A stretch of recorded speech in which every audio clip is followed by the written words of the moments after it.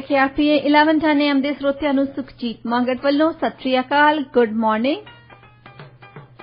Programme Punjabi ਆਵਾਜ਼ 'ਚ ਤੁਹਾਡਾ ਸਵਾਗਤ ਹੈ।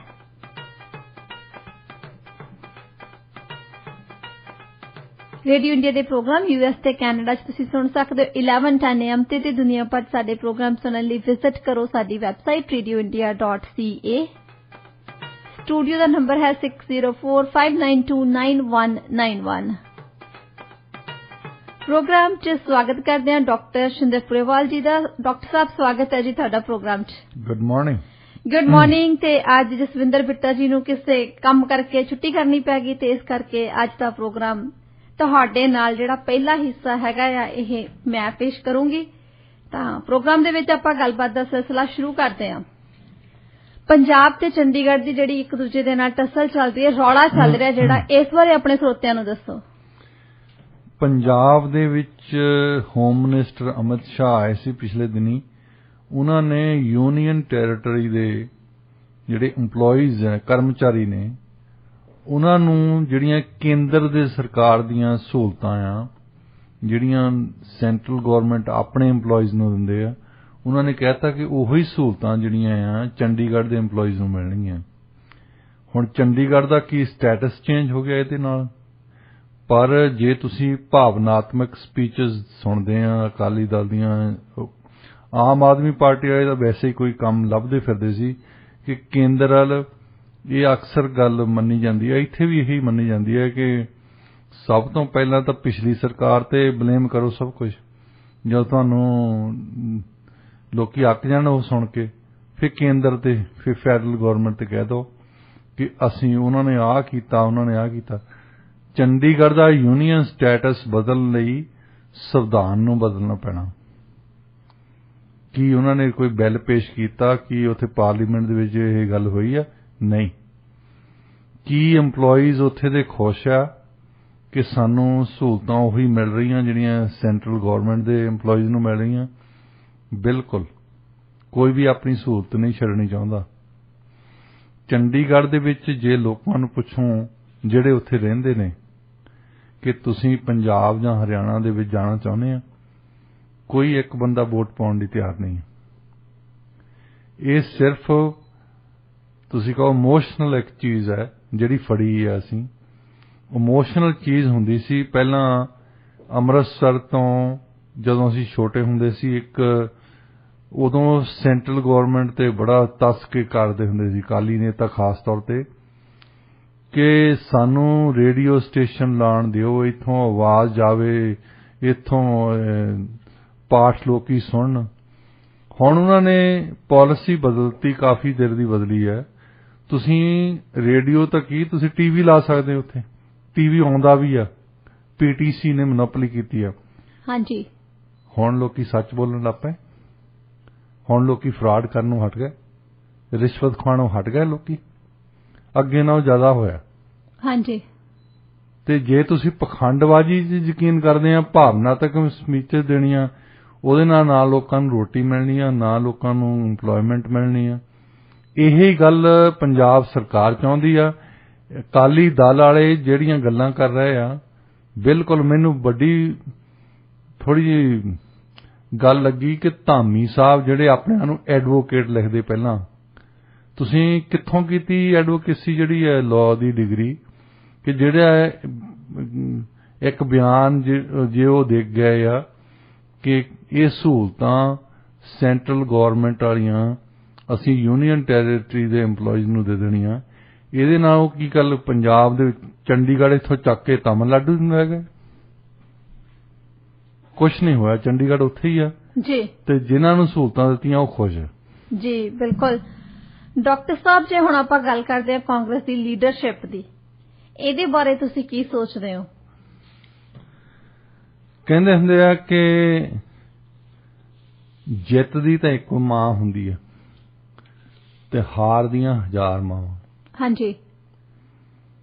ਕਿਉਂਕਿ ਕੋਈ ਵੀ ਬੰਦਾ ਆਪਣੇ ਸਿਰ ਜ਼ਿੰਮੇਵਾਰੀ ਨਹੀਂ ਲੈਣਾ ਚਾਹੁੰਦਾ।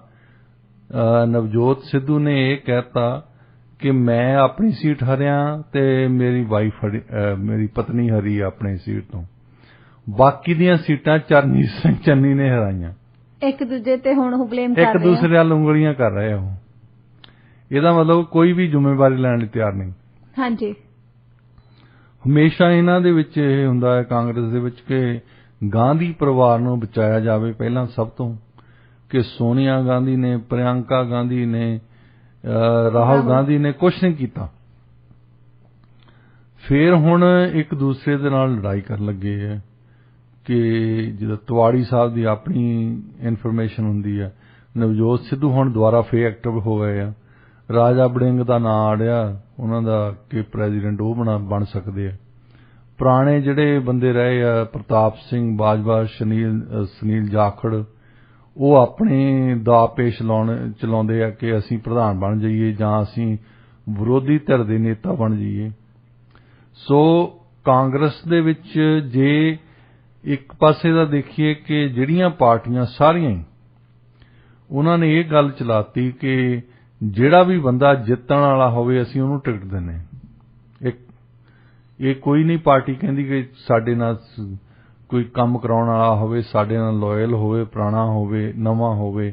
ਉਹ ਤਾਂ ਇਹ ਕਹਿੰਦੇ ਕਿ ਜਿੱਤਣ ਵਾਲਾ ਬੰਦਾ ਹੋਵੇ, ਉਹ ਬਾਹਰੋਂ ਆ ਜਾਵੇ, ਉਹ ਅੰਦਰੋਂ ਆ ਜਾਵੇ, ਕਿਤਿਓਂ ਵੀ ਆ ਜਾਵੇ, ਜਿਹਨੇ ਬੰਦੇ ਨੇ ਆਪਣੇ ਜਿੱਤਣਾ ਆ ਨਾ। ਜਿੱਦਾਂ ਰਾਣਾ ਗੁਰਜੀਤ ਸਿੰਘ ਆ, ਉਹ ਆਪਣੀ ਸੀਟ ਵੀ ਜਿੱਤ ਗਏ ਆ, ਉਹਨਾਂ ਨੇ ਆਪਣਾ ਮੁੰਡਾ ਆਜ਼ਾਦ ਜਿਤਾਤਾ, ਪੈਸੇ ਦੇ ਜ਼ੋਰ ਨਾਲ ਜਿਤਾਤਾ ਉਹਨਾਂ ਨੇ। ਤਾਂ ਉਹਨਾਂ ਨੂੰ ਕੋਈ ਨਾ ਨਹੀਂ ਕਰਨ ਵਾਲਾ, ਅਗਲੀ ਵਾਰ ਵੀ ਉਹ ਟਿਕਟ ਦੇਣਗੇ। ਹਾਂਜੀ। ਅੱਛਾ, ਦੂਸਰੀ ਗੱਲ, ਜੇ ਤੁਹਾਡੀ ਆਪਣੀ ਪਾਰਟੀ ਦੀ ਇਹ ਲਾਈਨ ਹੈ ਹਰ ਪਾਰਟੀ ਦੀ ਕਿ ਸਾਨੂੰ ਸਿਰਫ ਜਿੱਤਣ ਵਾਲਾ ਹੀ ਬੰਦਾ ਚਾਹੀਦਾ, ਜਿਹੜੀ ਉਹਦੀ ਲਾਇਲਟੀ ਹੋਵੇ ਚਾਹੇ ਨਾ ਹੋਵੇ, ਜਿਹਦੇ ਵਿੱਚ ਸਭ ਤੋਂ ਵੱਡਾ ਸਵਾਲ ਹੁੰਦਾ ਨਵਜੋਤ ਸਿੰਘ ਸਿੱਧੂ ਤੇ ਕਿ ਕਦੇ ਉਹਦੇ ਦਰਵਾਜ਼ਾ ਖੜਕਾਉਂਦੇ ਆ, ਕਦੇ ਉਹਦਾ ਦਰਵਾਜ਼ਾ ਖੜਕਾਉਂਦੇ ਆ। ਵਿਰੋਧੀਆਂ ਦੇ ਖਿਲਾਫ ਉਹ ਘੱਟ ਬੋਲਦੇ, ਆਪਣੀ ਪਾਰਟੀ ਦੇ ਖਿਲਾਫ ਜ਼ਿਆਦਾ ਬੋਲਦੇ ਆ। ਹਾਂਜੀ, ਬਿਲਕੁਲ। ਕਦੇ ਨਵਜੋਤ ਸਿੱਧੂ ਦੇ ਮੂੰਹੋਂ ਤੁਸੀਂ ਆਮ ਆਦਮੀ ਪਾਰਟੀ ਦੇ ਖਿਲਾਫ ਗੱਲ ਨਹੀਂ ਸੁਣਦੇ, ਪਰ ਉਹਨਾਂ ਦੇ ਕਾਂਗਰਸ ਨੇ ਗਲਤੀਆਂ ਕੀ ਕੀਤੀਆਂ ਉਹਨਾਂ ਤੇ ਪੂਰੀ ਲਿਸਟ ਆ। ਹਾਂਜੀ, ਇਨਸਾਈਕਲੋਪੀਡੀਆ ਲਿਖ ਸਕਦੇ ਹੋ। ਅੱਛਾ, ਦੂਸਰੀ ਗੱਲ ਇਹਨਾਂ ਦੀ ਇਹ ਹੈਗੀ ਹੈ ਕਿ ਜਿਹੜੀਆਂ ਮੇਜਰ ਪਾਰਟੀਆਂ ਹੈ, ਖਾਸ ਤੌਰ ਤੇ ਕਾਂਗਰਸ ਪਾਰਟੀ, ਪੈਸੇ ਲੈ ਕੇ ਉਮੀਦਵਾਰਾਂ ਨੂੰ ਟਿਕਟਾਂ ਵੇਚਦੇ ਆ। ਜਿਹਨੇ ਪੈਸੇ ਦੇ ਕੇ ਖਰੀਦੀ ਹੈ ਟਿਕਟ, ਉਹ ਕਿੰਨਾ ਕੁ ਲਾਇਲ ਆ, ਕਿੰਨੀ ਕੁ ਉਹਦੀ ਆਈਡੀਓਲੋਜੀ ਨੂੰ ਦੇਣ ਆ ਜਾਂ ਕਨਵਿਕਸ਼ਨ ਹੈ, ਉਹ ਤਾਂ ਪਤਾ ਹੀ ਆ। ਉਹਨੇ ਜਿਸ ਬੰਦੇ ਨੇ 2 ਕਰੋੜ ਦਿੱਤਾ ਆ, ਉਹਨੇ ਫਿਰ 4 ਕਰੋੜ ਬਣਾਉਣਾ ਹੀ ਆ। ਹਾਂਜੀ, ਤੇ ਫਿਰ ਸਾਰੇ ਕਹਿੰਦੇ ਆ ਕਿ ਜਿਹੜਾ ਸਿਸਟਮ ਹੈਗਾ ਇਹਦੇ ਚ ਭ੍ਰਿਸ਼ਟਾਚਾਰ ਵਧੀ ਜਾਂਦਾ। ਜਿਹੜਾ ਡਾਕਟਰ ਮਨਮੋਹਨ ਸਿੰਘ ਉਹਨਾਂ ਨੇ 10 ਸਾਲ ਰੂਲ ਕੀਤਾ, ਇੱਕ ਪ੍ਰਾਈਮ ਮਿਨਿਸਟਰ ਦੇ ਤੌਰ ਤੇ ਉਹ ਇਮਾਨਦਾਰ ਬੰਦੇ ਸੀ। ਅੱਛਾ, ਉਹਨਾਂ ਦੇ ਜਿੰਨੇ ਹੀ ਕੈਬਨਿਟ ਤੇ ਬੈਠੇ ਸੀ ਟੇਬਲ ਤੇ, ਸਭ ਤੋਂ ਸਭ ਇੰਨੇ ਬੇਈਮਾਨ ਸੀ ਕਿ ਇੱਕ ਵਾਰ ਕੋਈ ਯੂਪੀ ਦੇ ਕਿਸੇ ਕੈਬਨਿਟ ਮੰਤਰੀ ਦਾ ਰੌਲਾ ਪੈ ਗਿਆ ਕਿ ਇਹਨੇ 65 ਲੱਖ ਰੁਪਈਆ ਖਾ ਲਿਆ, ਤੇ ਉੱਥੇ ਯੂਪੀ ਦਾ ਦੂਸਰਾ ਮਿਨਿਸਟਰ ਕਹਿ ਰਿਹਾ, ਕਹਿੰਦਾ ਮੈਂ ਇਸ ਗੱਲ ਤੇ ਯਕੀਨ ਹੀ ਨਹੀਂ ਕਰਦਾ, ਇੱਕ ਕੇਂਦਰੀ ਮੰਤਰੀ 65 ਲੱਖ ਹੀ ਕਿਉਂ ਖਾਊਗਾ। ਮਤਲਬ ਉਹ ਤਾਂ 65 ਕਰੋੜ ਖਾਣ ਵਾਲਾ ਬੰਦਾ, ਉਹਨੂੰ ਇਸ ਗੱਲ ਤੇ ਯਕੀਨ ਨਹੀਂ ਆ ਰਿਹਾ ਸੀ ਕਿ ਇਹ ਗੱਲ ਗਲਤ ਆ, ਕਿਉਂਕਿ ਇੱਕ ਮੰਤਰੀ 65 ਲੱਖ ਨਹੀਂ ਖਾ ਸਕਦਾ। ਉਹਦੇ ਹਿਸਾਬ ਨਾਲ ਘੱਟ ਆ, ਉਹਦੇ ਹਿਸਾਬ ਨਾਲ ਸਾਡੀ ਬੇਇੱਜ਼ਤੀ ਕਰ ਰਹੇ ਤੁਸੀਂ। ਹਾਂਜੀ, ਅਸੀਂ ਤਾਂ ਰਿਸ਼ਵਤ ਖਾਂਦੇ ਆ, ਮੋਟੀ ਕਰੋੜਾਂ ਦੀ ਖਾਂਦੇ ਆ, ਤੁਸੀਂ ਲੱਖਾਂ ਦੀ ਗੱਲ ਕਰਦੇ ਆ। 70ਵਿਆਂ ਦੇ ਵਿੱਚ ਹੁੰਦਾ ਸੀ ਵੈਸੇ ਇਹ ਗੱਲ ਕਿ ਫਲਾਨਾ ਲੱਖਪਤੀ ਆ, ਫਲਾਨਾ ਲੱਖ ਖਾ ਗਿਆ। ਹੁਣ ਲੱਖ ਜੇ ਕਿਸੇ ਨੂੰ ਕਹਿ ਦੇਵੇ ਤਾਂ ਉਹ ਸਮਝਦਾ ਬੇਇੱਜ਼ਤੀ ਆ ਮੇਰੀ ਤਾਂ ਔਕਾਤ ਹੈਗੀ ਖਾਣ ਦੀ ਕਰੋੜਾਂ ਰੁਪਏ। ਹਾਂਜੀ, ਹੁਣ ਕਿਸੇ ਦਿਨ ਉਹ ਵੀ ਦਿਨ ਵੀ ਆ ਜਾਣਾ, ਤੁਹਾਡੇ ਮੋਹਰੇ ਹੀ ਆ ਜਾਣਾ ਕਿ ਜਿਸ ਦਿਨ ਤੁਸੀਂ ਕਹਿਣਾ ਕਿ ਇਹ 50 ਕਰੋੜ ਖਾ ਗਿਆ, ਉਹ ਕਹਿਣਗੇ ਬੇਇੱਜ਼ਤੀ ਕਰ ਰਿਹਾ, ਮੈਂ ਤਾਂ 50 ਅਰਬ ਖਾਧੇ ਆ। ਹਾਂਜੀ, ਵੈਸੇ ਆਉਣ ਵਾਲੇ ਸਮੇਂ 'ਚ ਹਾਲਾਤ ਤਾਂ ਇਹੋ ਜਿਹੇ ਲੱਗਦੇ ਆ, ਇਹ ਹਾਲਾਤ ਏਦਾਂ ਬਦਲੀ ਜਾਂਦੇ। ਹਾਂਜੀ, ਜਿਵੇਂ ਹੁਣੇ ਤੁਸੀਂ ਗੱਲ ਕੀਤੀ ਸੀ, ਸੁਖਪਾਲ ਖਹਿਰਾ ਨੇ ਵੀ ਕਿਹਾ ਕਿ ਜਿਹੜੇ ਨਵਜੋਤ ਸਿੱਧੂ ਆ ਅਜੇ ਵੀ ਉਹ ਕਾਂਗਰਸ ਦੇ ਪ੍ਰਧਾਨ ਆ, ਉਹਨਾਂ ਨੇ ਅਸਤੀਫਾ ਦਿੱਤਾ ਜ਼ਰੂਰ ਆ ਪਰ ਉਹ ਮਨਜ਼ੂਰ ਤਾਂ ਹੋਇਆ ਨਹੀਂ। ਸਭ ਤੋਂ ਪਹਿਲਾਂ ਜਿੱਥੇ ਜਿੱਥੇ ਇਹ ਇਲੈਕਸ਼ਨ ਹਾਰੇ ਬੁਰੀ ਤਰ੍ਹਾਂ, ਸੋਨੀਆ ਗਾਂਧੀ ਨੇ ਇਹਨਾਂ ਤੋਂ ਅਸਤੀਫੇ ਮੰਗੇ ਆ, ਉਹਨਾਂ ਨੇ ਸਾਰਿਆਂ ਨੇ ਅਸਤੀਫੇ ਭੇਜ ਦਿੱਤੇ, ਇਨਕਲੂਡਿੰਗ ਉਹਨਾਂ ਦੀ ਬੇਟੀ ਪ੍ਰਿਯੰਕਾ ਗਾਂਧੀ ਨੇ। ਹਾਂਜੀ, ਉਹਨਾਂ ਦੇ ਅਸਤੀਫੇ ਮਨਜ਼ੂਰ ਨਹੀਂ ਕੀਤੇ, ਇਹਦਾ ਮਤਲਬ ਇਹ ਨਹੀਂ ਹੈ ਕਿ ਉਹ ਅਜੇ ਪ੍ਰੈਜ਼ੀਡੈਂਟ ਹਨ ਜੀ। ਉਹ ਹਾਂ ਦੁਬਾਰਾ ਬਣ ਸਕਦੇ, ਕਿਉਂਕਿ ਜੇ ਤੁਸੀਂ ਨਵਜੋਤ ਸਿੱਧੂ ਦੀਆਂ ਕਾਰਵਾਈਆਂ ਦੇਖਦੇ ਆ, ਹੁਣ ਉਹਨਾਂ ਨੂੰ all of sudden Behbal Kalan ਚੇਤੇ ਆ ਜਾਂਦੀ ਹੈ। ਹਾਂਜੀ, ਦੇਖੋ ਇਹ ਵੀ ਇੱਕ ਇਮੋਸ਼ਨਲ ਗੱਲ ਹੈ ਲੋਕਾਂ ਦੇ ਨਾਲ ਜੁੜੀ ਹੋਈ, ਕਿ ਜਦੋਂ ਵੀ ਕਦੇ ਤੁਸੀਂ ਧਾਰਮਿਕ ਇਸ਼ੂ ਲਿਆਉਣੀ ਹੈ ਕੋਈ, ਤਾਂ ਕਿ ਲੋਕੀ ਸਾਡੇ ਨਾਲ ਹੋ ਜਾਣ। ਔਰ ਲੋਕਾਂ ਦੀ ਵੀ ਗਲਤੀ ਉਹਨਾਂ ਦੀ ਇਹ ਹੈ ਕਿ ਉਹ ਜਿਹੜੀਆਂ ਇਮੋਸ਼ਨਲ ਇਸ਼ੂਜ਼ ਆ ਉਹਨਾਂ ਦੇ ਨਾਲ ਜੁੜ ਜਾਂਦੇ ਨੇ ਜੀ। ਤੇ ਇਹਦੇ ਵਿੱਚ ਨਵਜੋਤ ਸਿੱਧੂ ਨੂੰ ਪਤਾ ਹੈ ਕਿ ਜੁੜ ਜਾਂਦੇ। ਜਿੱਦਾਂ ਮਰਾਸੀ ਹੁੰਦੇ ਸੀ ਨਾ ਸਾਡੇ, ਉਹਨਾਂ ਨੇ ਇੱਕ ਗੱਲ ਸਿੱਖ ਲਈ ਕਿ ਜੇ ਅਸੀਂ ਲੋਕਾਂ ਤੋਂ ਜਾ ਕੇ ਕੋਈ ਗੱਲ ਕਰਾਂਗੇ ਨਾ, ਜਿੱਦਾਂ ਭਾਗ ਲੱਗੇ ਰਹਿਣ, ਤੁਸੀਂ ਚੌਧਰੀ, ਤੁਸੀਂ ਵੱਡੇ ਵੱਡੇ ਸਰਦਾਰ, ਉਹਨਾਂ ਨੇ ਗੱਲ ਸਿੱਖ ਲਈ। ਲੋਕਾਂ ਦੀ ਕਮਜ਼ੋਰੀ ਆ ਇਹ, ਵੈਸੇ ਕਮਜ਼ੋਰੀ ਇਹ ਆ ਕਿ ਆਪਣੀ ਸਿਫਤ ਸੁਣਨੀ ਆ। ਹਾਂਜੀ, ਉਹ ਸਿਫਤ ਸੁਣਾ ਦਿੰਦੇ ਬੰਦੇ। ਜੇ ਤੁਸੀਂ ਜਾ ਕੇ ਕਹੋ ਜਿਹਦਾ ਕੋਠਾ ਚੋਣ ਲੱਗਾ ਆ, ਕੱਚਾ ਮਕਾਨ ਆ, ਉਹਨੂੰ ਵੱਡਾ ਚੌਧਰੀ ਕਹਿਣਾ, ਉਹਨੂੰ ਵੱਡਾ ਸਰਦਾਰ ਕਹਿਣਾ, ਉਹਨੇ ਆਪੇ ਪੈਸੇ ਦੇ ਦੇਣੇ। ਜੇ ਉਹਨੂੰ ਕਹਿਣਗੇ ਵੀ ਇਹ ਗਰੀਬ ਬੰਦਾ ਆ, ਇਹਦੇ ਕੋਲ ਕੱਖ ਨਹੀਂ ਆ, ਤੁਹਾਨੂੰ ਕੀ ਮਿਲਣਾ? ਕੱਖ ਨਹੀਂ ਮਿਲਣਾ ਉਹਦੇ। ਸੋ ਇਹ ਸਿਆਸਤਦਾਨਾਂ ਨੇ ਵੀ ਇਹ ਸਿੱਖ ਲਿਆ ਕਿ ਲੋਕੀ ਕੀ ਸੁਣਨਾ ਚਾਹੁੰਦੇ ਆ। ਹਾਂਜੀ, ਉਹਨਾਂ ਇੱਕ ਤਾਂ ਆਪਣੀਆਂ ਸਿਫਤਾਂ ਸੁਣਨਾ ਚਾਹੁੰਦੇ ਆ, ਦੂਸਰੀ ਕੋਈ ਇਮੋਸ਼ਨਲ ਗੱਲ ਹੋਵੇ ਜਿਹਦਾ ਰੋਟੀ ਰੋਜ਼ੀ ਨਾਲ ਕੋਈ ਸੰਬੰਧ ਨਹੀਂ ਹੈ।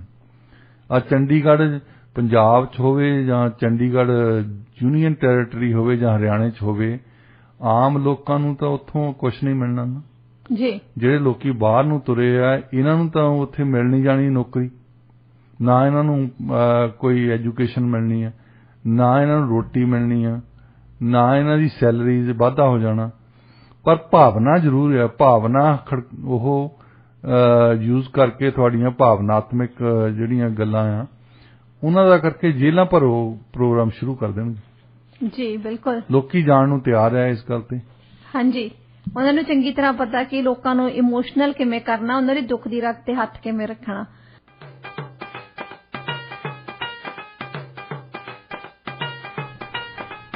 ਇਸ ਸਮੇਂ ਤੁਸੀਂ ਸੁਣ ਰਹੇ ਹੋ ਪ੍ਰੋਗਰਾਮ ਪੰਜਾਬੀ ਆਵਾਜ਼ ਰੇਡੀਓ ਇੰਡੀਆ KRPA 1110 AM ਤੇ। ਪ੍ਰੋਗਰਾਮ 'ਚ ਗੱਲਬਾਤ ਦਾ ਸਿਲਸਿਲਾ ਜਾਰੀ ਰੱਖਦੇ ਹਾਂ। ਡਾਕਟਰ ਸਾਹਿਬ, ਕਦੇ ਤੁਸੀਂ ਐਂ ਸੁਣਿਆ ਵੀ ਪਹਿਲਾਂ ਕਿਸੇ ਨੇ ਪੂਜਾ 'ਚ ਹਿੱਸਾ ਲਿਆ ਹੋਵੇ ਤੇ ਉਸ ਤੋਂ ਬਾਅਦ ਫਿਰ ਬੰਦਾ ਮਾਫੀਆ ਮੰਗਦਾ ਫਿਰੇ? ਪੰਜਾਬ ਵਿਧਾਨ ਸਭਾ ਦੇ ਜਿਹੜੇ ਨਵੇਂ ਸਪੀਕਰ ਹੈ, ਉਹ ਕਿਤੇ ਗਊਸ਼ਾਲਾ ਦੇ ਵਿੱਚ ਗਏ ਜਿੱਥੇ ਗਊ ਪੂਜਾ ਹੋਈ। ਹਾਂਜੀ, ਉਹਦੇ ਬਾਰੇ ਅਕਾਲ ਤਖਤ ਦੇ ਜਥੇਦਾਰ ਨੇ ਉਹਨਾਂ ਨੂੰ ਉੱਤੇ ਇਤਰਾਜ਼ ਕੀਤਾ ਤੇ ਉਹਨਾਂ ਨੇ ਫਿਰ ਮਾਫੀ ਮੰਗੀ। ਹੁਣ ਜੇ ਤੁਸੀਂ ਯੂਰਪੀਅਨ ਟ੍ਰੈਡੀਸ਼ਨ ਸੈਕੂਲਰ ਸਟੇਟ ਦਾ ਦੇਖਦੇ ਆ, ਰੈਨੇਸਾਂਸ ਤੇ ਇਨਲਾਈਟਨਮੈਂਟ ਦੇ ਰਾਈਟਰਸ ਦੇ ਵਿੱਚ ਸਭ ਤੋਂ ਪਹਿਲਾਂ ਤਾਂ ਇਹ ਵਿਊ ਹੁੰਦੀ ਸੀ ਕਿ ਜੇ ਤੁਸੀਂ ਸੈਕੂਲਰ ਸਟੇਟ ਦੇ ਹੈਡ ਆ ਤਾਂ ਤੁਹਾਨੂੰ ਧਾਰਮਿਕ ਮਾਮਲਿਆਂ ਤੋਂ ਪਰੇ ਰਹਿਣਾ ਚਾਹੀਦਾ। ਜਿੱਦਾਂ US ਦੇ ਵਿੱਚ ਆ ਕੇਸ ਚੱਲਦਾ ਨਾ ਕਿ ਇੱਕ ਮੁੰਡੇ ਨੇ ਫੁੱਟਬਾਲ ਦੀ ਟੀਮ ਤੋਂ ਬਾਅਦ ਉਹ ਅਰਦਾਸ ਕਰਦਾ ਸੀ ਉੱਥੇ ਗਰਾਊਂਡ ਦੇ ਵਿੱਚ ਜੀ, ਉਹਦਾ ਸੁਪਰੀਮ ਕੋਰਟ ਤਾਈਂ ਕੇਸ ਗਿਆ ਹੈ। ਇੱਕ ਸਟੇਟ ਜਿਹੜੀ ਆ ਪੰਜਾਬ ਦੀ, ਉਹਦੇ ਵਿੱਚ ਹਰ ਤਰ੍ਹਾਂ ਦਾ ਬੰਦਾ ਰਹਿੰਦਾ, ਸਿੱਖ ਵੀ ਰਹਿੰਦੇ, ਹਿੰਦੂ ਵੀ ਰਹਿੰਦੇ ਆ, ਮੁਸਲਮਾਨ ਵੀ ਰਹਿੰਦੇ, ਕ੍ਰਿਸਚੀਅਨ ਵੀ ਰਹਿੰਦੇ ਆ, ਔਰ ਉਹ ਵੀ ਲੋਕ ਰਹਿੰਦੇ ਨੇ ਜਿਹੜੇ ਧਰਮ ਦੇ ਵਿੱਚ ਵਿਸ਼ਵਾਸ ਨਹੀਂ ਕਰਦੇ। ਹਾਂਜੀ, ਸੋ ਇੱਕ ਵਿਊ ਇਹ ਆ ਵੀ ਉਹ ਨਾ ਜਾਣ ਉਹਨਾਂ ਜਗ੍ਹਾ ਤੇ। ਦੂਸਰੀ ਵਿਊ ਇਹ ਆ ਕਿ ਉਹਨਾਂ ਨੇ ਤੇ ਜਿਹੜੇ ਸਿਟੀਜ਼ਨ ਹੈ, ਉਹਨਾਂ ਦਾ ਕੋਈ ਵੀ ਧਰਮ ਹੋਵੇ, ਜਿਹੜਾ ਵੀ ਫੰਕਸ਼ਨ ਹੋਵੇ, ਉਹਨਾਂ ਨੇ ਤਾਂ ਜਾਣਾ ਹੀ ਜਾਣਾ ਉੱਥੇ ਜੀ। ਹੁਣ ਉਹ ਗਊਸ਼ਾਲਾ ਦੇ ਵਿੱਚ ਗਏ, ਉੱਥੇ ਗਊ ਪੂਜਾ ਹੁੰਦੀ ਆ। ਸਾਡੇ ਸੱਭਿਆਚਾਰ ਦੇ ਵਿੱਚ ਗਊ ਪੂਜਾ ਵੈਸੇ ਪ੍ਰਚਲਿਤ ਹੈ। ਹਾਂਜੀ, ਇਹ ਕੋਈ ਹਿੰਦੂਆਂ ਤੇ ਸਿੱਖਾਂ ਦੀ ਗੱਲ ਨਹੀਂ ਹੈ, ਇਹ ਕੋਈ ਨਵੀਂ ਗੱਲ ਬਣਾ ਰਹੇ ਆ ਅਕਾਲ ਤਖਤ ਵਾਲੇ। ਉਹਨਾਂ ਨੇ ਕੋਈ ਨਾ ਕੋਈ ਕੰਟਰੋਵਰਸੀ ਸ਼ੁਰੂ ਕਰਨੀ ਹੁੰਦੀ ਹੈ, ਜਿੱਦਾਂ ਇੱਥੇ ਸ਼ੁਰੂ ਕਰਤੀ ਸੀ ਵੀ ਥੱਲੇ ਬੈਠ ਕੇ ਲੰਗਰ ਛਕਣਾ ਚਾਹੀਦਾ। ਇਸ਼ੂ ਤਾਂ ਹੈਗੀ ਸੀਗੀ ਕਿ ਦੇਖੋ ਉਹ ਗਏ ਆ ਉੱਥੇ, ਇੱਕ ਧਰਮ ਦੇ ਲੋਕ ਜਿਹੜੇ ਪੂਜਾ ਕਰ ਰਹੇ ਆ, ਜਾ ਕੇ ਆ ਗਏ ਇੱਕ ਸੈਕੂਲਰ ਸਟੇਟ ਦੇ ਹੈ ਜਿਹੜੇ ਸਪੀਕਰ ਹੈ, ਉਹਨਾਂ ਨੇ ਆਪਣਾ ਕਰਤੱਵ ਪੂਰਾ ਕਰ ਦਿੱਤਾ। ਉਹਨੇ ਇੱਕ ਧਰਮ ਦੇ ਲੋਕਾਂ ਦੇ ਵਿੱਚ ਜਾਇਆ ਹੈ, ਉੱਥੇ ਗਊ ਪੂਜਨ ਹੁੰਦੀ ਸੀ। ਹੁਣ ਇਹਦੇ ਵਿੱਚ ਇੱਕ ਧਾਰਮਿਕ ਜਥੇਬੰਦੀ ਉਹਨਾਂ ਨੂੰ ਤਲਬ ਕਰੇ ਔਰ ਉਹ ਬੇਸ਼ਰਮ ਹੋ ਕੇ ਉਹਨਾਂ ਦੇ ਕੋਲ ਜਾਣ, ਫਿਰ ਉੱਥੇ ਮਾਫੀ ਮੰਗ ਕੇ ਆਉਣ, ਉਹਨਾਂ ਦੇ ਸਪੀਕਰਸ਼ਿਪ ਤੋਂ ਕੱਢਿਆ ਜਾਣਾ ਚਾਹੀਦਾ। ਐਕਚੁਅਲੀ ਉਹਨਾਂ ਨੂੰ MLA ਵੀ ਨਹੀਂ ਰੱਖਣਾ ਚਾਹੀਦਾ। ਇਹ ਸੁਪਰੀਮ ਕੋਰਟ ਦੇ ਵਿੱਚ ਗੱਲ ਉੱਠਣੀ ਚਾਹੀਦੀ ਹੈ ਕਿ ਇਹੋ ਜਿਹੇ ਬੰਦੇ ਨੂੰ ਜਿਹੜਾ ਗ੍ਰੰਥੀ ਲੱਗਣਾ ਆ ਤਾਂ ਫਿਰ ਅਕਾਲ ਤਖਤ ਵਾਲਾ ਜੋ ਮਰਜ਼ੀ ਕਹਿ ਦੇ ਤੁਹਾਨੂੰ, ਤੁਸੀਂ ਗ੍ਰੰਥੀ ਲੱਗਣਾ, ਉਹ ਤੁਹਾਨੂੰ ਗੁਰਦੁਆਰਿਓਂ ਕੱਢ ਦੇਣ ਤਾਂ ਜੁਦੀ ਗੱਲ ਹੈ। ਕਿਉਂਕਿ ਇੱਕ ਧਾਰਮਿਕ ਜਥੇਬੰਦੀ ਨੇ ਇਹ ਦੇਖਣਾ ਕਿ ਸਾਡੀ ਗੁਰਮਰਿਆਦਾ ਅਨੁਸਾਰ ਤੁਸੀਂ ਕੰਮ ਕਰਦੇ ਜਾਂ ਨਹੀਂ ਕਰਦੇ। ਇੱਕ ਸੈਕੂਲਰ ਸਟੇਟ ਦਾ ਵਿਧਾਨ ਸਭਾ ਦਾ ਸਪੀਕਰ ਇੱਕ ਧਾਰਮਿਕ ਜਥੇਬੰਦੀ ਤੋਂ ਮਾਫੀਆਂ ਮੰਗਦਾ ਫਿਰੇ, ਉਹ ਇਸ ਕਰਕੇ ਕਿ ਮੈਂ ਦੂਸਰੇ ਧਰਮ ਦੇ ਲੋਕਾਂ ਦੇ ਜਾ ਕੇ ਇੱਕ ਗਊ ਪੂਜਨ ਦੇ ਵਿੱਚ ਸ਼ਾਮਲ ਹੋਇਆ, ਇਹ 'ਚ ਕੋਈ ਗਲਤੀ ਨਹੀਂ। ਕੱਲ ਨੂੰ ਕੋਈ ਮੁਸਲਮਾਨਾਂ ਦਾ ਉੱਥੇ ਫੰਕਸ਼ਨ ਹੋਵੇ ਮਲੇਰਕੋਟਲੇ ਤੇ ਉਹ ਜਾਣ, ਹੋ ਸਕਦਾ ਸਿੱਖ ਮਰਿਆਦਾ ਦੇ ਹਿਸਾਬ ਠੀਕ ਨਾ ਹੋਵੇ, ਪਰ ਮੁਸਲਮਾਨ ਵੀ ਤਾਂ ਪੰਜਾਬ ਦਾ ਹਿੱਸਾ ਹੈ। ਹਾਂਜੀ, ਉੱਥੇ ਜਾਣਾ ਤੁਹਾਡਾ ਫਰਜ਼ ਬਣਦਾ। ਉੱਥੇ ਜਾਣਾ ਜਾਂ ਨਾ ਜਾਣਾ ਇਹ ਸੈਕੂਲਰ ਸਟੇਟ ਦੇ ਵਿਧਾਨ ਸਭਾ ਦੇ ਸਪੀਕਰ ਦੀ ਮਰਜ਼ੀ ਆ। ਜਦੋਂ ਜਾਂਦੇ ਆ ਉਹਦੇ ਬਾਰੇ ਮਾਫੀਆਂ ਮੰਗਣੀਆਂ ਦੂਸਰੇ ਧਰਮ ਤੋਂ, ਇਹ ਗੱਲ ਠੀਕ ਨਹੀਂ ਹੈ। ਸੋ ਵਿਧਾਨ ਸਭਾ ਦੇ ਸਪੀਕਰ ਉੱਥੇ ਗਏ ਗਊਸ਼ਾਲਾ ਦੇ ਵਿੱਚ, ਜੋ ਵੀ ਹੋਇਆ ਜੋ ਨਹੀਂ ਹੋਇਆ ਠੀਕ ਹੈ, ਉਹਨਾਂ ਨੇ ਇੱਕ ਸਪੀਕਰ ਦੇ ਤੌਰ ਤੇ ਗਏ, ਇੱਕ ਵਿਅਕਤੀ ਦੇ ਤੌਰ ਤੇ ਨਹੀਂ ਗਏ। ਉਹਨਾਂ ਨੂੰ ਇਹਨਾਂ ਨੇ ਗਊਸ਼ਾਲਾ ਦੇ ਵਿੱਚ ਇਸ ਕਰਕੇ ਨਹੀਂ ਸੱਦਿਆ ਕਿ ਉਹਨਾਂ ਦਾ ਨਾਂ ਬਹੁਤ ਚੰਗਾ ਸੀ, ਉਹ ਬਹੁਤ ਪਾਪੂਲਰ ਬੰਦੇ ਆ, ਇਲੈਕਟ ਹੋ ਗਏ। ਹਾਂਜੀ, ਇਲੈਕਟ ਹੋ ਕੇ ਵਿਧਾਨ ਸਭਾ ਦੇ ਸਪੀਕਰ ਬਣ ਗਏ, ਉਹਦੇ ਅਹੁਦੇ ਦਾ ਕਰਕੇ ਉਹਨਾਂ ਨੇ ਸੱਦਿਆ। ਹਾਂਜੀ, ਤੇ ਉਸ ਅਹੁਦੇ ਦੀ ਮਾਣ ਮਰਿਆਦਾ ਰੱਖਣ ਲਈ, ਉਸ ਸੈਕੂਲਰ ਸਟੇਟ ਦੀ ਮਾਣ ਮਰਿਆਦਾ ਰੱਖਣ ਲਈ ਉਹਨਾਂ ਨੂੰ ਜਾ ਕੇ ਪੈਰ ਨਹੀਂ ਫੜਨੇ ਚਾਹੀਦੇ ਦੂਜੇ ਧਰਮਾਂ ਦੇ। ਜੀ ਬਿਲਕੁਲ ਡਾਕਟਰ ਸਾਹਿਬ, ਦੇਖੋ ਜਦੋਂ ਵੀ ਨਵੀਂ ਸਰਕਾਰ ਬਣਦੀ ਹੈ ਤੇ ਉਸ ਤੋਂ ਬਾਅਦ ਫਿਰ ਬਦਲੀਆਂ ਬਹੁਤ ਹੁੰਦੀਆਂ ਨੇ, ਤੇ ਫਿਰ ਜਦੋਂ ਸਰਕਾਰ ਬਣਦੀ ਫਿਰ ਜਿਹੜੇ ਆਫੀਸਰਸ ਹੁੰਦੇ ਆ, ਸਾਰੇ ਜਿਹੜੇ ਅਫਸਰ ਹੁੰਦੇ ਆ, ਉਹ ਵੀ ਹੱਥ ਤੇ ਹੱਥ ਧਰ ਕੇ ਬੈਠਦੇ, ਸਿਰਫ ਵੇਟ ਕਰਦੇ ਰਹਿੰਦੇ ਨੇ ਕਿ ਕਦੋਂ ਉਹਨਾਂ ਨੂੰ ਬੁਲਾਵਾ ਆਊਗਾ ਬਦਲੀ ਦਾ। ਹੁਣ ਏਦਾਂ ਹੀ ਲੱਗਦਾ ਪੰਜਾਬ ਦੇ ਵਿੱਚ ਲੋਕੀ ਇਹ ਕਹਿੰਦੇ ਕਿ ਜਦੋਂ ਕੰਮ ਕਰਾਉਣ ਜਾਂਦੇ ਨੇ ਆਫੀਸਰ ਬੈਠੇ ਆ ਕਿ ਮੇਰੀ ਬਦਲੀ ਕਿੱਥੇ ਹੋਣੀ। ਹੁਣ ਭਾਵੇਂ ਤਾਂ ਉੱਪਰੋਂ ਤਾਂ ਕਹਿ ਰਹੇ ਨੇ ਕਿ ਆ ਦੇਖੋ ਆਮ ਆਦਮੀ ਪਾਰਟੀ ਵਾਲੇ ਜੀ ਇੱਥੇ ਕਿਸੇ ਸਿਫਾਰਿਸ਼ ਨਹੀਂ ਚੱਲਣੀ, ਇੱਥੇ ਕਿਸੇ ਦੇ ਪੈਸੇ ਨਹੀਂ ਚੱਲਣੇ, ਇੱਥੇ ਆ ਨਹੀਂ ਚੱਲਣਾ, ਪਰ ਪਤਾ ਨਹੀਂ ਕੀ ਚੱਲਿਆ ਕਿ ਇਹਨਾਂ ਨੇ ਸੁਪਰਡੈਂਟ ਚੇਂਜ ਕਰਤਾ ਪਟਿਆਲੇ ਦਾ। ਹਾਂਜੀ, ਉੱਥੇ ਅੰਦਰ ਮਜੀਠੀਆ ਸਾਹਿਬ ਬੈਠੇ ਆ। ਹਾਂਜੀ, ਤੇ ਉਹ ਜਿਹੜਾ ਨਵਾਂ ਸੁਪਰਡੈਂਟ ਆ ਉਹ ਬਾਦਲ ਪਰਿਵਾਰ ਦੇ ਬਿਲਕੁਲ ਨਜ਼ਦੀਕੀ ਹੁੰਦਾ, ਔਰ ਉਹਨੇ ਸ਼ਰੇਆਮ ਕਿਹਾ ਵੀ ਇਹ ਗੱਲ, ਕਹਿੰਦਾ ਮੈਂ ਇਹਨਾਂ ਦੇ ਨਜ਼ਦੀਕੀ ਹਾਂ। ਹੁਣ ਪੁਰਾਣੇ ਇਮਾਨਦਾਰ ਇੱਕ ਅਫਸਰ ਨੂੰ ਲਾ ਕੇ ਇੱਕ ਇਸ ਬੰਦੇ ਨੂੰ ਲਿਆਂਦਾ, ਕਿਉਂਕਿ ਉਸ ਜੇਲ੍ਹ ਦੇ ਵਿੱਚ ਬਿਕਰਮਜੀਤ ਸਿੰਘ ਮਜੀਠੀਆ ਬੈਠੇ ਆ। ਹਾਂਜੀ, ਤੇ ਇਹ 'ਚ ਕਿੰਨੀ ਕੁ ਆਮ ਆਦਮੀ ਪਾਰਟੀ ਦੀ ਇਮਾਨਦਾਰੀ ਆ। ਬਾਕੀ ਅਫਸਰਾਂ ਨੂੰ ਮਤਲਬ ਕੀ ਸੁਨੇਹਾ ਦੇ ਰਹੇ ਤੁਸੀਂ ਇਹੀ ਦੱਸ ਰਹੇ ਹੋ ਵੀ ਜੇ ਹੁਣ ਲੱਗਦਾ ਏਦਾਂ ਨਹੀਂ ਜਿੱਦਾਂ ਕੋਲੀਸ਼ਨ ਸਰਕਾਰ ਬਣ ਗਈ ਹੁੰਦੀ ਹੈ ਅਕਾਲੀ ਦਲ ਦੀ ਤਾਂ ਆਮ ਆਦਮੀ ਪਾਰਟੀ ਦੀ, ਲੱਗਦਾ ਤਾਂ ਹੀ ਆ ਇਹਨਾਂ ਦੀਆਂ ਐਕਟੀਵਿਟੀਜ਼ ਤੋਂ। ਜੇ ਚੰਡੀਗੜ੍ਹ ਦੀ ਇਸ਼ੂ ਚੱਕੀ ਹੈ ਦੋਹਾਂ ਪਾਰਟੀਆਂ ਨੇ ਇਕੱਠਿਆਂ ਨੇ ਚੱਕੀ ਹੈ। ਹਾਂਜੀ, ਜੇ ਉੱਥੇ ਜੋ ਕੁਝ ਪਟਿਆਲੇ ਜੇਲ੍ਹ ਦੇ ਵਿੱਚ ਕੀ ਹੋਇਆ ਇਹ ਦੋਵੇਂ ਪਾਰਟੀਆਂ ਸਹਿਮਤ ਆ। ਅੱਜ ਤਾਈਂ ਆਮ ਆਦਮੀ ਪਾਰਟੀ ਵਾਲਿਆਂ ਨੇ ਚੁੱਪਤਾ ਰਹੀ ਆ ਤੇ ਅਕਾਲੀ ਦਲ ਵਾਲੇ ਖੁਸ਼ ਆ। ਹਾਂਜੀ, ਔਰ ਕੇਂਦਰ ਦੇ ਕੋਲ ਠੂਠਾ ਲੈ ਕੇ ਗਏ ਆ ਚੀਫ ਮਿਨਿਸਟਰ। ਪਹਿਲਾਂ ਇਹਨਾਂ ਨੇ ਆਪਣੇ ਮੈਨੀਫੈਸਟੋ ਦੇ ਵਿੱਚ ਕੀ ਲਿਖਿਆ ਸੀ ਵੀ ਜੇ ਕੇਂਦਰ ਪੈਸੇ ਦਊਗਾ ਤਾਂ ਅਸੀਂ ਤੁਹਾਨੂੰ ਦੇਵਾਂਗੇ, ਅਸੀਂ ਤੁਹਾਨੂੰ ਫ੍ਰੀ ਬਿਜਲੀ ਦੇਵਾਂਗੇ। ਇਹਨਾਂ ਨੂੰ ਜਿਹੜੀ ਤਬਦੀਲੀ ਉੱਥੇ ਕੋਈ ਨਹੀਂ ਹੋਈ। ਇਹਨਾਂ ਨੇ ਕੁਝ ਕੁ ਵਾਅਦੇ ਕੀਤੇ ਲੋਕਾਂ ਦੇ ਨਾਲ, ਬਿਜਲੀ ਫ੍ਰੀ ਦੇਵਾਂਗੇ, 1000 ਰੁਪਈਆ ਇਹਨਾਂ ਨੂੰ ਔਰਤਾਂ ਨੂੰ ਦੇਵਾਂਗੇ, ਆਹ ਕਰਾਂਗੇ, ਮਹੱਲਾ ਕਲੀਨਿਕ ਬਣਾਵਾਂਗੇ। ਲੋਕਾਂ ਨੇ ਇਹ ਸੋਚਿਆ ਕਿ ਪੁਰਾਣੀਆਂ ਪਾਰਟੀਆਂ ਉਹ ਵੀ ਕਹਿੰਦੀਆਂ ਤਾਂ ਇਹੀ ਸੀ ਕਿ ਅਸੀਂ ਆਹ ਦੇਵਾਂਗੇ ਤੁਹਾਨੂੰ, ਆਹ ਦੇਵਾਂਗੇ, ਪਰ ਇਲੈਕਸ਼ਨ ਤੋਂ ਬਾਅਦ ਉਹ ਬਦਲ ਜਾਂਦੇ ਸੀ। ਹਾਂਜੀ, ਸੋ ਇਸ ਕਰਕੇ ਉਹ ਤਬਦੀਲੀ ਨੂੰ ਤੁਸੀਂ ਤਬਦੀਲੀ ਤਾਂ ਕਹਿ ਸਕਦੇ ਆ ਕਿ ਹੁਣ ਲੋਕਾਂ ਨੇ ਵੋਟ ਇਸੇ ਕਰਕੇ ਪਾਈ ਹੈ ਕਿ ਸਾਨੂੰ ਕੁਝ ਮਿਲਣਾ ਹੈ। ਹਾਂਜੀ, ਬਦਲਾਅ ਚਾਹੁੰਦੇ ਸੀ, ਇਸ ਕਰਕੇ ਮਿਲਣਾ ਕਿ ਉਹਨਾਂ ਨੇ ਸੋਚਿਆ ਕਿ ਇਹ ਨਵੀਂ ਪਾਰਟੀ ਹੈ, ਸ਼ਾਇਦ ਇਹ ਸਾਨੂੰ ਬਾਅਦ ਦੇ ਵਿੱਚ ਇਹ ਚੀਜ਼ਾਂ ਦੇ ਦੇਵੇ। ਤਾਂ ਉਹਦੇ ਲਈ ਉਹਨਾਂ ਨੇ ਮੈਨੀਫੈਸਟੋ ਦੇ ਵਿੱਚ ਤਾਂ ਲਿਖਿਆ ਨਹੀਂ ਕਿ ਜੇ ਕੇਂਦਰ ਪੈਸੇ ਦਊਗਾ ਤਾਂ ਤੁਹਾਨੂੰ ਦੇਵਾਂਗੇ, ਨਹੀਂ ਤਾਂ ਨਾ ਦੇਵਾਂਗੇ। ਹੁਣ ਬਿਜਲੀ ਦਾ ਸੰਕਟ ਦੇਖਿਓ, ਸ਼ੁਰੂ ਹੋਣ ਲੱਗੀਆਂ ਗਰਮੀਆਂ, ਉਦੋਂ ਪਾਵਰ ਪਲਾਂਟ ਬੰਦ ਹੋ ਰਿਹਾ ਕਿਉਂਕਿ ਕੋਲੇ ਦੀ ਕਮੀ ਆ ਰਹੀ ਹੈ। ਉਦੋਂ ਸੈਂਟਰਲ ਗਵਰਨਮੈਂਟ ਨੇ ਇਹਨਾਂ ਨੂੰ ਕਹਿ ਦਿੱਤਾ ਕਿ ਪ੍ਰੀਪੇਡ ਜਿਹੜੇ ਮੀਟਰਸ ਆ ਉਹ ਲਾਓ। ਉਹ ਸਿਫਾਰਿਸ਼ ਕੀਤੀ ਸੀ ਇਮਾਨਦਾਰ ਬੰਦਿਆਂ ਨੇ ਕੇਂਦਰ ਨੂੰ, ਜਿਹੜੀ ਉਹਨਾਂ ਨੇ ਮੰਨੀ ਕਿ ਜੇ ਬਿਜਲੀ ਚੋਰੀ ਰੋਕਣੀ ਆ ਤਾਂ ਆਹ ਤਰੀਕਾ ਹੈਗਾ ਜੀ। ਜਿਵੇਂ ਹੁਣੇ ਤੁਸੀਂ ਬਿਜਲੀ ਚੋਰੀ ਦੀ ਗੱਲ ਕੀਤੀ ਆ, ਹੁਣ ਜਿਹੜੀ ਫਾਰਮ ਯੂਨੀਅਨ ਹੈਗੀ ਨੇ ਸਮਾਰਟ ਮੀਟਰਸ ਲਾਉਣ ਦੇ ਉਹ ਅਗੇਂਸਟ ਨੇ। ਦੇਖੋ, ਬਿਜਲੀ ਚੋਰੀ ਕਰਨਾ ਸਾਡਾ ਜਨਮ ਸਿੱਧ ਅਧਿਕਾਰ ਹੈ। ਇੱਕ ਖੂਨ ਟੈਸਟ ਕਰਕੇ ਪਤਾ ਕਰ ਦੇਗਾ ਨਾ ਸ਼ੂਗਰ ਤੁਹਾਡੇ ਕਿੰਨੀ ਆ, ਤੁਹਾਡੀ ਫੈਟ ਕਿੰਨੀ ਆ।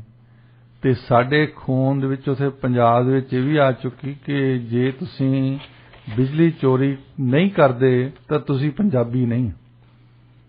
ਇਹਨਾਂ ਨੇ ਕਿਸਾਨ ਜਥੇਬੰਦੀਆਂ ਨੇ ਇਹ ਕਹਿਤਾ ਕਿ ਜੇ ਤੁਸੀਂ ਬਿਜਲੀ ਚੋਰੀ ਕਰਨ ਤੋਂ ਰੋਕਣ ਲਈ ਪ੍ਰੀਪੇਡ ਮੀਟਰਸ ਲਾਉਣੇ ਆ, ਅਸੀਂ ਉਹਦਾ ਵਿਰੋਧ ਕਰਾਂਗੇ। ਮਤਲਬ ਕੁੰਡੀਆਂ ਲਾਉਣਾ ਸਾਡਾ ਫਰਜ਼ ਹੈ ਔਰ ਸਾਡਾ ਹੱਕ ਹੈ। ਇਹ ਵੱਡੀ ਗੱਲ ਹੈ।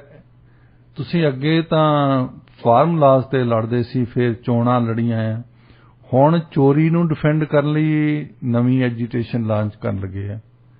ਮਤਲਬ ਲੋਕੀ ਇਦਾਂ ਦੇ ਹੋ ਗਏ ਆ ਕਿ ਜਿਹੜੀਆਂ ਚੀਜ਼ਾਂ ਉਹਨਾਂ ਨੂੰ ਮੁਫਤ ਦੀਆਂ ਮਿਲਦੀਆਂ ਨਾ। ਮੈਂ ਕੈਂਡੀਡੇਟ ਨਾਲ ਗੱਲ ਕਰਦਾ ਸੀ, ਉਹ ਹਾਲੇ ਯੰਗ ਜਿਹਾ ਮੁੰਡਾ ਸੀ, 30-32 ਸਾਲ ਦਾ ਹੀ ਸੀ। ਉਹਨੂੰ ਮਿਲੀ ਸੀ ਹਾਲੇ ਟਿਕਟ। ਮੈਂ ਕਿਹਾ ਇੱਥੇ ਜ਼ਿਆਦਾ ਤੌਰ ਤੇ ਲੋਕੀ ਵਾਅਦੇ ਕਰਦੇ ਨੇ ਕਿ ਅਸੀਂ ਆਹ ਦੇਵਾਂਗੇ, ਅਸੀਂ ਆਹ ਦੇਵਾਂਗੇ। ਤੁਸੀਂ ਇਹ ਵਾਅਦਾ ਕਰੋ ਕਿ ਜੇ ਅਸੀਂ ਚੁਣ ਹੋ ਗਏ ਤੇ ਤੁਹਾਡੇ ਘਰ ਰੋਟੀ ਦੀਆਂ ਬੁਰਕੀਆਂ ਕਰਕੇ ਆਇਆ ਕਰਾਂਗੇ। ਉਹ ਕਹਿੰਦਾ ਭਾਜੀ ਇਹਨਾਂ ਨੇ ਫਿਰ ਵਿਰੋਧੀ ਪਾਰਟੀ ਨੇ ਕਹਿ ਦੇਣਾ ਅਸੀਂ ਤੁਹਾਡੇ ਚਿੱਥ ਕੇ ਵੀ ਜਾਵਾਂਗੇ। ਕਹਿੰਦਾ ਇੱਥੇ ਇਹ ਇੰਨਾ ਕੰਪੀਟੀਸ਼ਨ ਹੋ ਗਿਆ ਔਰ ਜਦੋਂ ਅਸੀਂ ਇੱਥੇ ਦੀ ਹਾਲਾਤ ਦੇਖਦੇ ਹਾਂ ਨੇਟਿਵ ਲੋਕਾਂ ਨੂੰ ਉਸ ਹੱਦ ਤਾਈਂ ਕਰਤਾ ਕਿ ਕੰਮ ਕਰਨ ਜੋਗੇ ਨਾ ਰਹਿਣ ਜੀ। ਡਿਪੈਂਡੈਂਸ ਜਿਹੜੀ ਇੰਨੀ ਵਧਾ ਦਿੱਤੀ ਆ ਕਿ ਇਹਨਾਂ ਦੇ ਵਿੱਚ ਕੰਮ ਕਰਨ ਦੀ ਖਾਸ਼ ਨਾ ਹੋਵੇ, ਨਾ ਕਰਨ। ਇਹ ਹੁਣ ਉਹਨਾਂ ਨੇ ਰੀਅਲਾਈਜ਼ ਕੀਤਾ, ਉਹਨਾਂ ਦੀ ਨਵੀਂ ਪੀੜ੍ਹੀ ਨੇ ਆ ਕੇ, ਕਿ ਇਸ ਡਿਪੈਂਡੈਂਸ ਜਿਹੜੀ ਸਾਡੇ ਤੇ ਲਾਈ ਸੀ ਇਹਨਾਂ ਨੇ ਵੀ ਤੁਸੀਂ ਬਸ ਬੈਠੋ ਸ਼ਰਾਬ ਪੀਓ ਤਾਂ ਹੋਰ ਕੁਝ ਨਾ ਕਰੋ, ਇਹ ਡਿਪੈਂਡੈਂਸ ਸਾਡੇ ਪੰਜਾਬ ਤੇ ਭਾਰੂ ਹੋ ਚੁੱਕੀ ਆ ਜੀ। ਹੁਣ ਦੁਆਬੇ ਦੇ ਵਿੱਚ ਸਾਡੇ ਕਹਿੰਦੇ ਹੁੰਦੇ ਆ ਵੀ ਜੇ ਇੱਥੇ ਬਿਹਾਰ ਤੋਂ ਕੋਈ ਬੰਦਾ ਆ ਜਾਵੇ ਉਹ ਵੀ ਇੰਨਾ ਲੇਜ਼ੀ ਹੋ ਜਾਂਦਾ ਉਹ ਹੱਥ ਨਹੀਂ ਹਿਲਾ ਕੇ ਰਾਜੀ। ਜੀ ਬਿਲਕੁਲ। ਆਪ ਤਾਂ ਹੋਏ ਆ ਪਰ ਦੂਜਿਆਂ ਤੇ ਵੀ ਅਸਰ ਪਾਉਂਦੇ। ਉਹ ਕਹਿੰਦੇ ਨਾ ਖਰਬੂਜ਼ੇ ਨੂੰ ਦੇਖ ਕੇ ਖਰਬੂਜ਼ਾ ਰੰਗ ਬਦਲਦਾ। ਵਾਕਈ। ਇਸ ਸਮੇਂ ਤੁਸੀਂ ਸੁਣ ਰਹੇ ਪ੍ਰੋਗਰਾਮ ਪੰਜਾਬੀ ਆਵਾਜ਼ ਡਾਕਟਰ ਸ਼ਿੰਦਰ ਪ੍ਰੇਵਾਲ ਤੇ ਸੁਖਜੀਤ ਮਾਂਗੜ ਦੇ ਨਾਲ। ਡਾਕਟਰ ਸਾਹਿਬ, ਹੁਣ ਆਪਾਂ ਰੁਖ ਕਰਦੇ ਹਾਂ ਕੈਨੇਡਾ ਦੀਆਂ ਖਬਰਾਂ ਵੱਲ ਤੇ ਸਭ ਤੋਂ ਪਹਿਲਾਂ ਗੱਲ ਕਰਦੇ ਹਾਂ ਆਪਾਂ ਵਿਕਟੋਰੀਆ ਦੀ। ਜਿਹੜੇ ਵਿਕਟੋਰੀਆ ਨਿਵਾਸੀ ਹੈਗੇ ਆ ਨਾ, ਉਹ ਨੇਟਿਵ ਲੋਕਾਂ ਨੂੰ ਹੁਣ ਉੱਥੇ ਰਹਿਣ ਦੇ ਲਈ ਰੈਂਟ ਦੇਣ ਦੇ ਲਈ ਤਿਆਰ ਨੇ, ਮਤਲਬ ਸੋਚ ਰਹੇ ਨੇ ਉਹ। ਇਸ ਖਬਰ ਨੂੰ ਤੁਸੀਂ ਕਿਸ ਤਰ੍ਹਾਂ ਦੇਖਦੇ ਹੋ? ਟਰੂਥ ਐਂਡ ਰੀਕਨਸੀਲੀਏਸ਼ਨ ਕਮਿਸ਼ਨ ਨੇ ਤੇ ਕੁਝ ਇੱਕ ਬੰਦਿਆਂ ਨੇ ਪਿਛਲੇ ਸਾਲ ਵਿਕਟੋਰੀਆ ਦੇ ਵਿੱਚ ਪਹਿਲ ਕੀਤੀ। ਉਹਨਾਂ ਨੇ ਇੱਕ ਨਾਨ ਪ੍ਰੋਫਿਟ ਜਥੇਬੰਦੀ ਬਣਾਈ ਹੈ ਤੇ ਉਹਦੇ ਮੁਤਾਬਕ ਜਿਹੜੀਆਂ ਅਨਸੀਡਡ ਟੈਰੀਟਰੀਜ਼ ਹੈ, ਜਿੱਥੇ ਟ੍ਰੀਟੀ ਨਹੀਂ ਸੀ ਹੋਈ, ਜਿੱਥੇ ਅਸੀਂ ਵੀ ਰਹਿੰਦੇ ਹਾਂ, ਅਸੀਂ ਇੱਥੇ ਸੈਮੀਆਮੋ ਕੁਆਂਟਨ ਨੇਸ਼ਨਸ ਰਹਿੰਦੀਆਂ ਹੁੰਦੀਆਂ ਸੀ, ਉਹ ਕਹਿੰਦੇ ਕਿ ਉਹਨਾਂ ਨੂੰ ਅਸੀਂ ਰੈਂਟ ਦੇਈਏ ਕਿਉਂਕਿ ਜਗ੍ਹਾ ਹੈ ਨੇਟਿਵ ਲੋਕਾਂ ਦੀ। ਤਾਂ ਉਹਨਾਂ ਨੇ ਕੁਝ ਪਹਿਲਾਂ ਸਭ ਤੋਂ ਕੋਈ 200 ਬਿਜ਼ਨਸਮੈਨ ਤੇ ਹਾਊਸ ਹੋਲਡਸ ਨਾਲ ਤੁਲਕਾ ਕੀਤਾ। ਉਹਨਾਂ ਨੂੰ ਮਨਾ ਲਿਆ ਕਿ ਅਸੀਂ $300 ਤੋਂ ਲੈ ਕੇ $500 ਤਾਈਂ ਸਾਲਾਨਾ ਦੇਵਾਂਗੇ ਰੈਂਟ। ਤਾਂ ਫਿਰ ਵਿਕਟੋਰੀਆ ਕੌਂਸਲ ਨੇ ਇੱਕ ਡਿਸਕਸ਼ਨ ਕੀਤੀ, ਵੈਸੇ ਪ੍ਰੋਪਰ ਇਸ ਮਹੀਨੇ ਉਹਨਾਂ ਨੇ ਇਹ ਫੈਸਲਾ ਕੀਤਾ ਕਿ ਜਿਹੜੀ ਪ੍ਰਾਪਰਟੀ ਟੈਕਸ ਮਿਲਦਾ ਉਹ ਤਾਂ ਮਿਲਦਾ ਹੀ ਆ ਸਿਟੀ ਨੂੰ, ਪਰ ਇੱਕ ਵੋਲੰਟਰੀ ਟੈਕਸ ਲਾਓ ਲੋਕਾਂ ਤੇ ਕਿ ਤੁਸੀਂ ਇਹ ਪੈਸੇ ਦੇਣੇ ਆ ਸਿਰਫ ਤੇ ਸਿਰਫ ਨੇਟਿਵ ਲੋਕਾਂ ਨੂੰ। ਉਹਨਾਂ ਨੇ ਇੱਕ ਅਕਾਊਂਟ ਸੈੱਟ ਕੀਤਾ ਹੈ, ਉਹਦੇ ਵਿੱਚ ਉਹਨਾਂ ਨੇ ਕਿਹਾ ਕਿ 5 ਤੋਂ 10% ਜੇ ਤੁਸੀਂ ਜਿੱਦਾਂ ਤੁਹਾਡਾ ਪ੍ਰਾਪਰਟੀ ਟੈਕਸ $5,000 ਆ ਤਾਂ ਤੁਸੀਂ $500 ਦੇ ਦਿਓ ਜਾਂ $250 ਦੇ ਦਿਓ। ਤੇ ਇਹ ਵੋਲੰਟਰੀ ਆ, ਇਹ ਕੋਈ ਇਹ ਓਬਲੀਗੇਸ਼ਨ ਨਹੀਂ ਹੈ ਲੋਕਾਂ ਤੇ, ਪਰ ਉਹਨਾਂ ਵੱਲੋਂ ਇਹ ਕਹਿਣਾ ਹੈ, ਮੰਨਣਾ ਕਿ ਇਹ ਟੈਰੀਟਰੀ ਜਿਹੜੀ ਆ ਨੇਟਿਵ ਲੋਕਾਂ ਦੀ ਸੀ, ਉਹਨਾਂ ਨੂੰ ਅਸੀਂ ਰੈਂਟ ਦੇ ਰਹੇ ਹਾਂ। ਅੱਜ ਤਾਈਂ ਨਹੀਂ ਦਿੱਤਾ ਰੈਂਟ, ਪਰ ਹੁਣ ਅਸੀਂ ਸ਼ੁਰੂ ਕਰ ਰਹੇ ਹਾਂ। ਇੱਕ ਕਿਸਮ ਦੀ ਰੀਕਨਸੀਲੀਏਸ਼ਨ ਇਹ ਵੀ ਆ। ਹੁਣ ਇਹ ਤੇ ਕਈ ਸਵਾਲ ਉੱਠਦੇ ਆ। ਵਿਕਟੋਰੀਆ ਵਾਲੀ ਕੌਂਸਲ ਨੇ ਤਾਂ ਪਹਿਲ ਕਰਤੀ ਤੇ ਲੋਕ ਉਹ ਦੂਸਰਿਆਂ ਤੇ ਵੀ ਪ੍ਰੈਸ਼ਰ ਪਾ ਰਿਹਾ ਕਿ ਸਰੀ ਵਾਲੇ ਸ਼ੁਰੂ ਕਰਨ, ਵੈਨਕੂਵਰ ਵਾਲੇ ਸ਼ੁਰੂ ਕਰਨ, ਟੋਰਾਂਟੋ ਵਾਲੇ ਸ਼ੁਰੂ ਕਰਨ। ਇਸ਼ੂ ਸੀ ਇੱਕ ਤੇ ਜਿਹੜੀਆਂ ਟ੍ਰੀਟੀਜ਼ ਹੋਈਆਂ ਬਿਲਕੁਲ ਥੋੜੀਆਂ ਹੋਈਆਂ ਇੱਥੇ BC ਦੇ ਵਿੱਚ, 13 ਡਗਲਸ ਟ੍ਰੀਟੀਜ਼ ਆ, ਪਹਿਲਾਂ ਗਵਰਨਰ ਡਗਲਸ ਨੇ ਜਿਹੜੀਆਂ ਕੀਤੀਆਂ, ਬਾਕੀ ਦੀ ਸਾਰੀ BC ਜਿਹੜੀ ਆ ਬਿਨਾਂ ਟ੍ਰੀਟੀਜ਼ ਤੋਂ ਹੋਈਆਂ। ਕੈਨੇਡਾ ਦੇ ਵਿੱਚ ਹੋਰ ਜਗ੍ਹਾ ਤੇ ਟ੍ਰੀਟੀਜ਼ ਹੋਈਆਂ। ਇਹ ਅਸੰਪਸ਼ਨ, ਪਹਿਲੀ ਗੱਲ ਜਿਹੜੀ ਆ ਫਾਲਸੀਫਿਕੇਸ਼ਨ ਜਿਹੜਾ ਚੱਲ ਰਿਹਾ, ਝੂਠ ਬੋਲਿਆ ਜਾ ਰਿਹਾ ਇਸ ਕਮੇਟੀ ਵੱਲੋਂ ਵੀ, ਕਿ ਟ੍ਰੀਟੀ ਜਿਹੜੀਆਂ ਇਕੁਅਲ ਟ੍ਰੀਟੀਜ਼ ਹੋਈਆਂ। ਬਹੁਤੇ ਨੇਟਿਵਸ ਤਾਂ ਬਹੁਤੇ ਸਕਾਲਰਸ ਉਹਨਾਂ ਨੂੰ ਸਮਝਦੇ ਅਨਈਕੁਅਲ ਟ੍ਰੀਟੀਜ਼। ਇੱਥੇ ਫ੍ਰੈਂਚ ਆਏ, ਇੱਥੇ ਇੰਗਲਿਸ਼ ਆਏ, ਜ਼ੋਰ ਦੇ ਨਾਲ ਉਹਨਾਂ ਨੇ ਕੱਢੇ ਇਹ ਬੰਦੇ ਨੇਟਿਵ, ਉਹਨਾਂ ਦੇ ਜਿੱਥੇ ਜਿੱਥੇ ਇਹਨਾਂ ਨੂੰ ਖਣਿਜ ਪਦਾਰਥ ਮਿਲਦੇ ਰਹੇ ਆ, ਉੱਥੋਂ ਉਹਨਾਂ ਨੂੰ ਪਰੇ ਕਰ ਦਿੱਤਾ। ਉੱਥੇ ਇਹਨਾਂ ਨੇ ਫੌਜ ਵਰਤੀ ਆ, ਉੱਥੇ ਇਹਨਾਂ ਨੂੰ ਮਾਰਿਆ। ਉਦੋਂ ਬਾਅਦ ਮਤਲਬ ਤੁਸੀਂ ਕਹਿ ਲਓ ਭਲਵਾਨਾਂ ਨੂੰ ਜਾਂ ਧੌਣ ਤੇ ਗੋਡਾ ਰੱਖ ਕੇ ਕਹਿਣਾ ਸਾਈਨ ਕਰ, ਤਾਂ ਉਹ ਸਾਈਨ ਇਹਨਾਂ ਨੇ ਕੀਤੇ। ਇੱਕ ਜ਼ਮਾਨੇ ਜਦੋਂ ਵੈਸੇ ਰਾਇਲ ਪ੍ਰੋਕਲਾਮੇਸ਼ਨ ਤੇ 1763 ਦੇ ਵਿੱਚ ਇਹਨਾਂ ਨੇ ਕੀਤਾ ਸੀ, ਉਹ ਸਿਰਫ ਇਹ ਸੀ ਦੇ ਵੀ ਪੀਸ ਲੈਣੀ ਹੈ ਇਹਨਾਂ ਦੇ ਨਾਲ, ਤਾਂ ਫ੍ਰੈਂਚ ਦੇ ਨਾਲ ਲੜਾਈ ਕਰਨੀ ਹੈ। ਇੰਗਲਿਸ਼ ਨੇ ਕੀਤਾ ਸੀ। ਸਭ ਤੋਂ ਪਹਿਲੀ ਟ੍ਰੀਟੀ ਜਿਹੜੀ ਸਾਈਨ ਕੀਤੀ ਆ ਉਹ ਨਾਇਗਰਾ ਫਾਲਜ਼ ਵਾਲੀ ਕੀਤੀ ਹੈ ਇਹਨਾਂ ਨੇ। ਉਹ ਵੀ ਹੈ ਇੱਕ ਅਨਈਕੁਅਲ ਟ੍ਰੀਟੀ ਆ, ਬਰਾਬਰ ਦੋ ਨੇਸ਼ਨਸ ਨਹੀਂ ਬੈਠੀਆਂ ਜਿੱਥੇ ਉਹਨਾਂ ਨੇ ਟ੍ਰੀਟੀ ਸਾਈਨ ਕੀਤੀ ਹੋਵੇ। ਹੁਣ ਟ੍ਰੀਟੀ ਦੇ ਵਿੱਚ ਜੇ ਤੁਸੀਂ ਸਾਰੀਆਂ ਪੁਰਾਣੀਆਂ ਦੇਖਦੇ ਹੋ, ਪੁਰਾਣੇ ਰਾਇਲ ਪ੍ਰੋਕਲਾਮੇਸ਼ਨ ਵਿੱਚ ਵੀ ਇੱਕ ਗੱਲ ਸਾਫ਼ ਨਜ਼ਰ ਆਉਂਦੀ ਹੈ ਕਿ ਸਾਡੀ ਅਥਾਰਟੀ ਨੇਟਿਵ ਲੋਕਾਂ ਤੇ ਨਹੀਂ ਲਾਗੂ ਹੋਊਗੀ।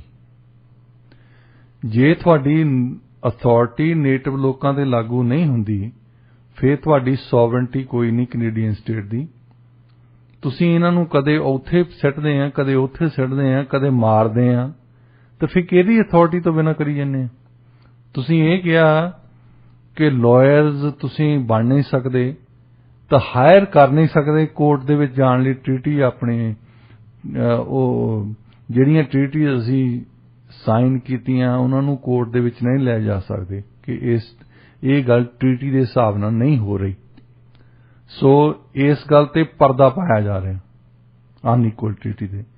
ਦੂਸਰੀ ਗੱਲ, ਜੇ ਵਿਕਟੋਰੀਆ ਕੌਂਸਲ ਵਾਕਿਆ ਹੀ ਇਹ ਸਮਝਦੀ ਆ ਕਿ ਇਹ ਟੈਰੀਟਰੀ ਜਿਹੜੀ ਹੈਗੀ ਆ ਇਹ ਨੇਟਿਵ ਲੋਕਾਂ ਦੀ ਆ, ਤਾਂ ਫਿਰ ਬੋਰੀ ਬਿਸਤਰਾ ਗੋਲ ਕਰਕੇ ਜਾਣ ਇੰਗਲੈਂਡ ਨੂੰ। ਜਿਹੜੇ ਬਾਕੀ ਦੇ ਲੋਕੀ ਆਏ ਆ, ਜਿਨ੍ਹਾਂ ਦੇ ਵਿੱਚ ਹਿੰਦੁਸਤਾਨੀ ਵੀ ਆਏ ਸੀ, ਅਸੀਂ ਤਾਂ ਇੱਥੇ ਕੋਲੋਨਾਈਜ਼ ਨਹੀਂ ਕਰਨ ਆਏ ਨਾ, ਇੱਥੇ ਇਹਨਾਂ ਨੂੰ ਕੰਟਰੋਲ ਕਰਨ ਨਹੀਂ ਆਏ। ਅਸੀਂ ਤਾਂ ਬ੍ਰਿਟਿਸ਼ ਨੇ ਸਾਡੇ ਤੇ ਰੂਲ ਕੀਤਾ, ਸਾਨੂੰ ਬੰਦੀ ਬਣਾਇਆ, ਅਸੀਂ ਉਹਨਾਂ ਦੇ ਸਲੇਵ ਬਣੇ, ਸਾਨੂੰ ਫਿਰ ਇੰਡੈਂਚਰਡ ਲੇਬਰ ਦੇ ਤੌਰ ਤੇ ਇੱਥੇ ਲੈ ਕੇ ਆਏ। ਇੱਥੇ ਸਾਡੇ ਲੋਕੀ ਰਾਜ ਕਰਨ ਨਹੀਂ ਸੀ ਆਏ। ਹਾਂ, ਉਹਨਾਂ ਨੇ ਵਿੱਚੋਂ ਬਾਅਦ ਦੇ ਵਿੱਚ ਜਦੋਂ ਰਾਈਟ ਟੂ ਵੋਟ ਬਣਿਆ ਤਾਂ ਇਹਨਾਂ ਚੋਂ ਇਲੈਕਟ ਹੋਏ, ਜੁਦੀ ਗੱਲ ਹੈ। ਪਰ ਪਹਿਲਾਂ ਜਦੋਂ ਲਿਆਂਦੇ ਗਏ ਇੱਥੇ ਲੋਕੀ, ਉਹ ਕੰਮ ਕਰਨ ਲਈ ਲਿਆਂਦੇ ਗਏ। ਇੱਕ ਇੰਗਲੈਂਡ ਸਾਡੇ US ਦੇ ਵਿੱਚ ਖਾਸ ਤੌਰ ਤੇ ਸ਼ੁਰੂ ਹੋਇਆ ਸੀ ਬਰਾਕ ਓਬਾਮਾ ਬਾਰੇ ਡਿਬੇਟ। ਉਹਨਾਂ ਦੇ ਸਪੀਚ ਰਾਈਟਰ ਨੇ ਕਿਤੇ ਲਿਖ ਦਿੱਤਾ ਹੁਣ ਇਮੋਸ਼ਨਲ ਹੋ ਕੇ, ਵੀ ਆਰ ਆਲ ਇਮੀਗ੍ਰੈਂਟਸ। ਹਾਂਜੀ। ਤੇ ਬਰਾਕ ਓਬਾਮਾ ਨੇ ਉਹ ਕਹਿਤਾ, ਸਪੀਚ ਪੜ੍ਹ ਦਿੱਤੀ। ਬਾਅਦ ਦੇ ਵਿੱਚ ਉਹਨਾਂ ਦੀ ਇੰਨੀ ਆਲੋਚਨਾ ਹੋਈ ਨਾ, ਉੱਥੇ ਬਹੁਤ ਲੋਕਾਂ ਨੇ ਫਿਰ ਦੱਸਿਆ, ਖਾਸ ਤੌਰ ਤੇ ਕਾਲੇ ਲੋਕਾਂ ਨੇ। ਉਹ ਕਹਿੰਦੇ ਕਿ ਜਦੋਂ ਤੁਸੀਂ ਕਹਿੰਦੇ ਆ ਵੀ ਆਰ ਆਲ ਇਮੀਗ੍ਰੈਂਟਸ, ਸਾਨੂੰ ਉੱਥੋਂ ਤਾਂ ਫੜ ਕੇ ਲੈ ਕੇ ਆਏ ਆ ਸਲੇਵਸ ਨੂੰ, ਸਾਡੀ ਵੈਲ ਨਹੀਂ ਸੀ ਇੱਥੇ ਆਉਣ ਦੀ। ਉੱਥੇ ਜਾ ਕੇ ਬੰਦੂਕਾਂ ਦੇ ਜ਼ੋਰ ਨਾਲ ਸਾਨੂੰ ਸਿੱਟਿਆ ਇਹਨਾਂ ਨੇ ਸ਼ਿਪਸ ਦੇ ਵਿੱਚ ਇੱਥੇ ਲੈ ਕੇ ਆਏ ਆ। ਇੰਡੈਂਚਰਡ ਲੇਬਰ ਦੇ ਤੌਰ ਤੇ ਅਸੀਂ ਕੰਮ ਕਰਦੇ ਰਹੇ ਹਾਂ। ਸਾਨੂੰ ਤੁਸੀਂ ਇਹਨਾਂ ਬਸਤੀਵਾਦੀਆਂ ਦੇ ਨਾਲ ਕਿੱਦਾਂ ਰਲਾ ਰਹੇ? ਇਹ ਆਏ ਆ, ਇੱਥੇ ਆਏ, ਇਹਨਾਂ ਨੇ ਨੇਟਿਵ ਲੋਕਾਂ ਨੂੰ ਮਾਰਿਆ, ਉਹਨਾਂ ਦੀਆਂ ਲੈਂਡਸ ਨੂੰ ਪੋਜੈਸ ਕੀਤਾ, ਆਪਣੇ ਕੋਲ ਕੀਤਾ। ਅਸੀਂ ਆਏ ਆ ਇਹਨਾਂ ਦੀ ਸੇਵਾ ਕਰਨ, ਕੁੱਟ ਮਾਰ ਕੇ ਲੈ ਕੇ ਆਏ ਸਾਨੂੰ, ਤੇ ਤੁਸੀਂ ਕਿੱਦਾਂ ਕਹਿ ਰਹੇ ਕਿ ਵੀ ਆਰ ਆਲ ਇਮੀਗ੍ਰੈਂਟਸ? ਇਹਦੇ ਵਿੱਚ ਫਰਕ ਤਾਂ ਹੈ ਨਾ। ਹਾਂਜੀ। ਇਸੇ ਤਰ੍ਹਾਂ ਇੱਥੇ ਵਿਕਟੋਰੀਆ ਕੌਂਸਲ ਨੂੰ ਕੋਈ ਦੱਸਣ ਵਾਲਾ ਹੋਵੇ ਕਿ ਜਿਨ੍ਹਾਂ ਲੋਕਾਂ ਦੀਆਂ ਪ੍ਰਾਪਰਟੀਆਂ ਤੁਸੀਂ ਲਈਆਂ ਜਾਂ ਸਟੇਟ ਨੇ ਲਈਆਂ, ਜਿਨ੍ਹਾਂ ਲੋਕਾਂ ਨੇ ਫਾਇਦਾ ਠਾਲਿਆ, ਹਡਸਨ ਬੇ ਕੰਪਨੀ ਹੋਵੇ ਜਾਂ ਇੱਥੇ ਦੇ ਹੋਰ ਅਮੀਰ ਲੋਕ ਹੋਣ ਜਿਨ੍ਹਾਂ ਨੇ ਆਪਣੀਆਂ ਦੌਲਤਾਂ ਬਣਾਈਆਂ ਹੈ, ਉਹਨਾਂ ਨੇ ਨੇਟਿਵ ਲੋਕਾਂ ਨੂੰ ਡਿਸਪੋਜੈਸ ਕੀਤਾ ਹੈ। ਸਾਡੇ ਲੋਕਾਂ ਨੇ ਆ ਕੇ ਇਹਨਾਂ ਨੂੰ ਡਿਸਪੋਜੈਸ ਨਹੀਂ ਕੀਤਾ, ਇਹਨਾਂ ਦੇ ਕੋਲ ਖੋਇਆ ਨਹੀਂ ਕੁਝ ਵੀ। ਅਸੀਂ ਤਾਂ ਆਪ ਆ ਕੇ ਉਹਨਾਂ ਲੋਕਾਂ ਦੀ, ਉਹਨਾਂ ਕਲੋਨੀਅਲਿਸਟ ਲਈ ਕੰਮ ਕਰਦੇ ਰਹੇ ਹਾਂ ਜਿਨ੍ਹਾਂ ਨੇ ਇਹਨਾਂ ਤੋਂ ਜ਼ਮੀਨਾਂ ਖੋਹੀਆਂ, ਜਿਨ੍ਹਾਂ ਨੇ ਇਹਨਾਂ ਤੋਂ ਦੇਸ਼ ਖੋਇਆ। ਹੁਣ ਜੇ ਆਪ ਤਾਂ ਉਹਨਾਂ ਨੇ ਕੁਝ ਨਹੀਂ ਕਿਹਾ ਕਿ ਜਿਹੜਾ ਪ੍ਰਾਪਰਟੀ ਟੈਕਸ ਆ, ਪ੍ਰਾਪਰਟੀ ਟੈਕਸ ਦੇ ਵਿੱਚ ਆਪਣੇ ਆਪ ਤੇ ਇੱਕ ਸਵਾਲ ਪੈਦਾ ਹੁੰਦਾ ਹੈ ਕਿ ਜਿਹੜੀ ਪ੍ਰਾਪਰਟੀ ਦੀ ਤੁਹਾਡੀ ਪ੍ਰਾਈਸ ਵੱਧ ਗਈ, ਇਹ ਉਹਦੀ ਸਰਵਿਸ ਤਾਂ ਨਹੀਂ ਕੁਝ ਵੀ ਵਧੀ। ਗਾਰਬੇਜ ਤਾਂ ਪਹਿਲਾਂ ਨਾਲੋਂ ਜ਼ਿਆਦਾ ਨਹੀਂ ਚੱਕਣ ਲੱਗ ਪਏ। ਜਿਹੜਾ ਸਪਲਾਈ ਕਰਦੇ ਆ, ਜੋ ਕੁਝ ਵੀ ਸਪਲਾਈ ਕਰਦੇ ਆ, ਸਿਟੀ ਵਾਲੇ ਜੋ ਵੀ ਸਰਵਿਸਿਜ਼ ਦਿੰਦੇ ਸਾਨੂੰ, ਉਹ ਅੱਗੇ ਨਾਲੋਂ ਤਾਂ ਜ਼ਿਆਦਾ ਨਹੀਂ ਹੋਈਆਂ। ਜਿਹੜੀਆਂ ਕੀਮਤਾਂ ਆ ਪਿਛਲੇ ਸਾਲ ਤੋਂ ਹੀ ਹੁਣ ਤਾਂ ਡੇਢੀਆਂ ਵੱਧ ਗਈਆਂ। ਕੀ ਡੇਢੀਆਂ ਸਰਵਿਸ ਹੋ ਗਈ ਹੈ ਜ਼ਿਆਦਾ? ਤੁਸੀਂ ਸਿਟੀ ਵਾਲਿਆਂ ਨੂੰ ਪੁੱਛੋ ਕਿ ਤੁਸੀਂ ਪੈਸੇ ਤਾਂ ਜ਼ਿਆਦਾ ਲੈਣ ਲੱਗ ਪਏ ਆ, ਪਰ ਕੀ ਤੁਹਾਡੀਆਂ ਸਰਵਿਸਿਜ਼ ਡੇਢੀਆਂ ਹੋ ਗਈਆਂ? ਸਾਡੇ ਪਿਛਲੇ 2 ਸਾਲਾਂ ਦੇ ਵਿੱਚ ਡਬਲ ਹੋਈਆਂ ਪ੍ਰਾਈਸਾਂ, ਤੁਹਾਡੀਆਂ ਦੁੱਗਣੀਆਂ ਸਰਵਿਸਿਜ਼ ਹੋ ਗਈਆਂ। ਉਸ ਜਿਹੜਾ ਤੁਸੀਂ ਪੈਸਾ ਲੈ ਰਹੇ ਆ ਸਾਡੇ ਕੋਲੋਂ, ਟੈਕਸ ਪੇਅਰ ਦੇ ਕੋਲੋਂ, ਜਾਂ ਤਾਂ ਤੁਸੀਂ ਇਹ ਮਤਾ ਪਾਸ ਕਰੋ ਕਿ ਉਹਦੇ ਵਿੱਚੋਂ ਅਸੀਂ ਨੇਟਿਵ ਲੋਕਾਂ ਦੀ ਇਹ ਧਰਤੀ ਆ ਜੀ, ਤੇ ਨੇਟਿਵ ਲੋਕਾਂ ਨੂੰ ਅਸੀਂ ਇੰਨੇ ਪੈਸੇ ਦੇਵਾਂਗੇ ਉਹਦੇ ਵਿੱਚੋਂ। ਇਹ ਕਹਿੰਦੇ ਨਹੀਂ, ਉਹ ਪੈਸੇ ਸਾਨੂੰ ਦੇਈ ਚੱਲੋ, ਪਰ ਉਹਦੇ ਟੌਪ ਤੇ ਤੁਸੀਂ ਆਪਣੀ ਜੇਬ ਚੋਂ ਹੋਰ ਦਿਓ ਪੈਸੇ। ਉਹ ਤੇ ਜਿੱਦਾਂ ਇਮੋਸ਼ਨਲ ਗੱਲ, ਹਾਂਜੀ, ਜਦੋਂ ਉਹਨਾਂ ਦੀ ਗੱਲ ਹੁੰਦੀ ਹੈ ਫਰਸਟ ਨੇਸ਼ਨਸ ਦੀ ਅਸੀਂ ਗੱਲ ਕਰਦੇ ਹਾਂ। ਅਸੀਂ ਉਹਨਾਂ ਨੂੰ ਮਾਰਿਆ ਗਿਆ, ਖਾਸ ਤੌਰ ਤੇ ਜਿੱਦਾਂ ਬੱਚੇ ਛੋਟੇ ਤੁਸੀਂ ਰੈਜ਼ੀਡੈਂਸ਼ੀਅਲ ਸਕੂਲਾਂ ਦਾ ਇਮੇਜਿਨ ਕਰੋ, ਮਾਂ-ਬਾਪ ਤੋਂ ਖੋ ਕੇ ਲਿਆਂਦੇ ਉਹ ਬੱਚੇ। ਹਾਂਜੀ। ਉਹ ਮਾਂ-ਬਾਪ ਜਿਹੜੇ ਘਰ ਉਡੀਕਦੇ ਸੀ ਕਿ ਬੱਚੇ ਆਉਣਗੇ, ਸਾਡੇ ਸਮਰ ਨੂੰ ਆਉਣਗੇ ਜਾਂ ਉਹਨਾਂ ਦਾ ਸਕੂਲ ਖਤਮ ਹੋਣਾ, ਉਹ ਕਦੇ ਆਏ ਹੀ ਨਹੀਂ ਵਾਪਸ। ਇਹ ਵੱਡੀ ਟ੍ਰੈਜਡੀ ਹੋਈ ਉਹਨਾਂ ਦੇ ਨਾਲ। ਹਾਂਜੀ। ਅਸੀਂ ਉਹ ਟ੍ਰੈਜਡੀ ਦੇ ਵਿੱਚ ਉਹਦਾ ਹਿੱਸਾ ਨਹੀਂ ਆ।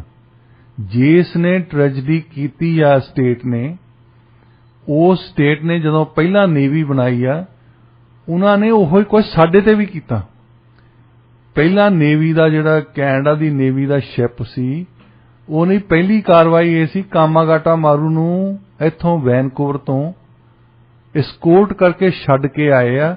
ਜਦੋਂ ਉਹ ਉਤਰੇ ਪੈਸੇਂਜਰ ਕਲਕੱਤੇ ਬਜ ਘਾਟ ਤੇ, ਉਹਨਾਂ ਨੂੰ ਗੋਲੀਆਂ ਮਾਰੀਆਂ ਗਈਆਂ।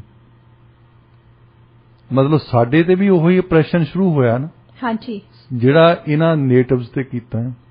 ਸੋ ਨੇਟਿਵਸ ਨੂੰ ਇਹਨਾਂ ਨੇ ਜੇ ਪੈਸੇ ਦੇਣੇ ਆ, ਇਹ ਸਿਟੀ ਕੌਂਸਲ ਵਾਲੇ ਆਪ ਡਿਸਾਈਡ ਕਰਕੇ, ਸਾਰੀਆਂ ਸਿਟੀ ਕੌਂਸਲ ਵਾਲੇ ਕਹਿ ਦੇਣ, ਇਹਦੇ ਸਾਨੂੰ ਕੋਈ ਆਬਜੈਕਸ਼ਨ ਨਹੀਂ।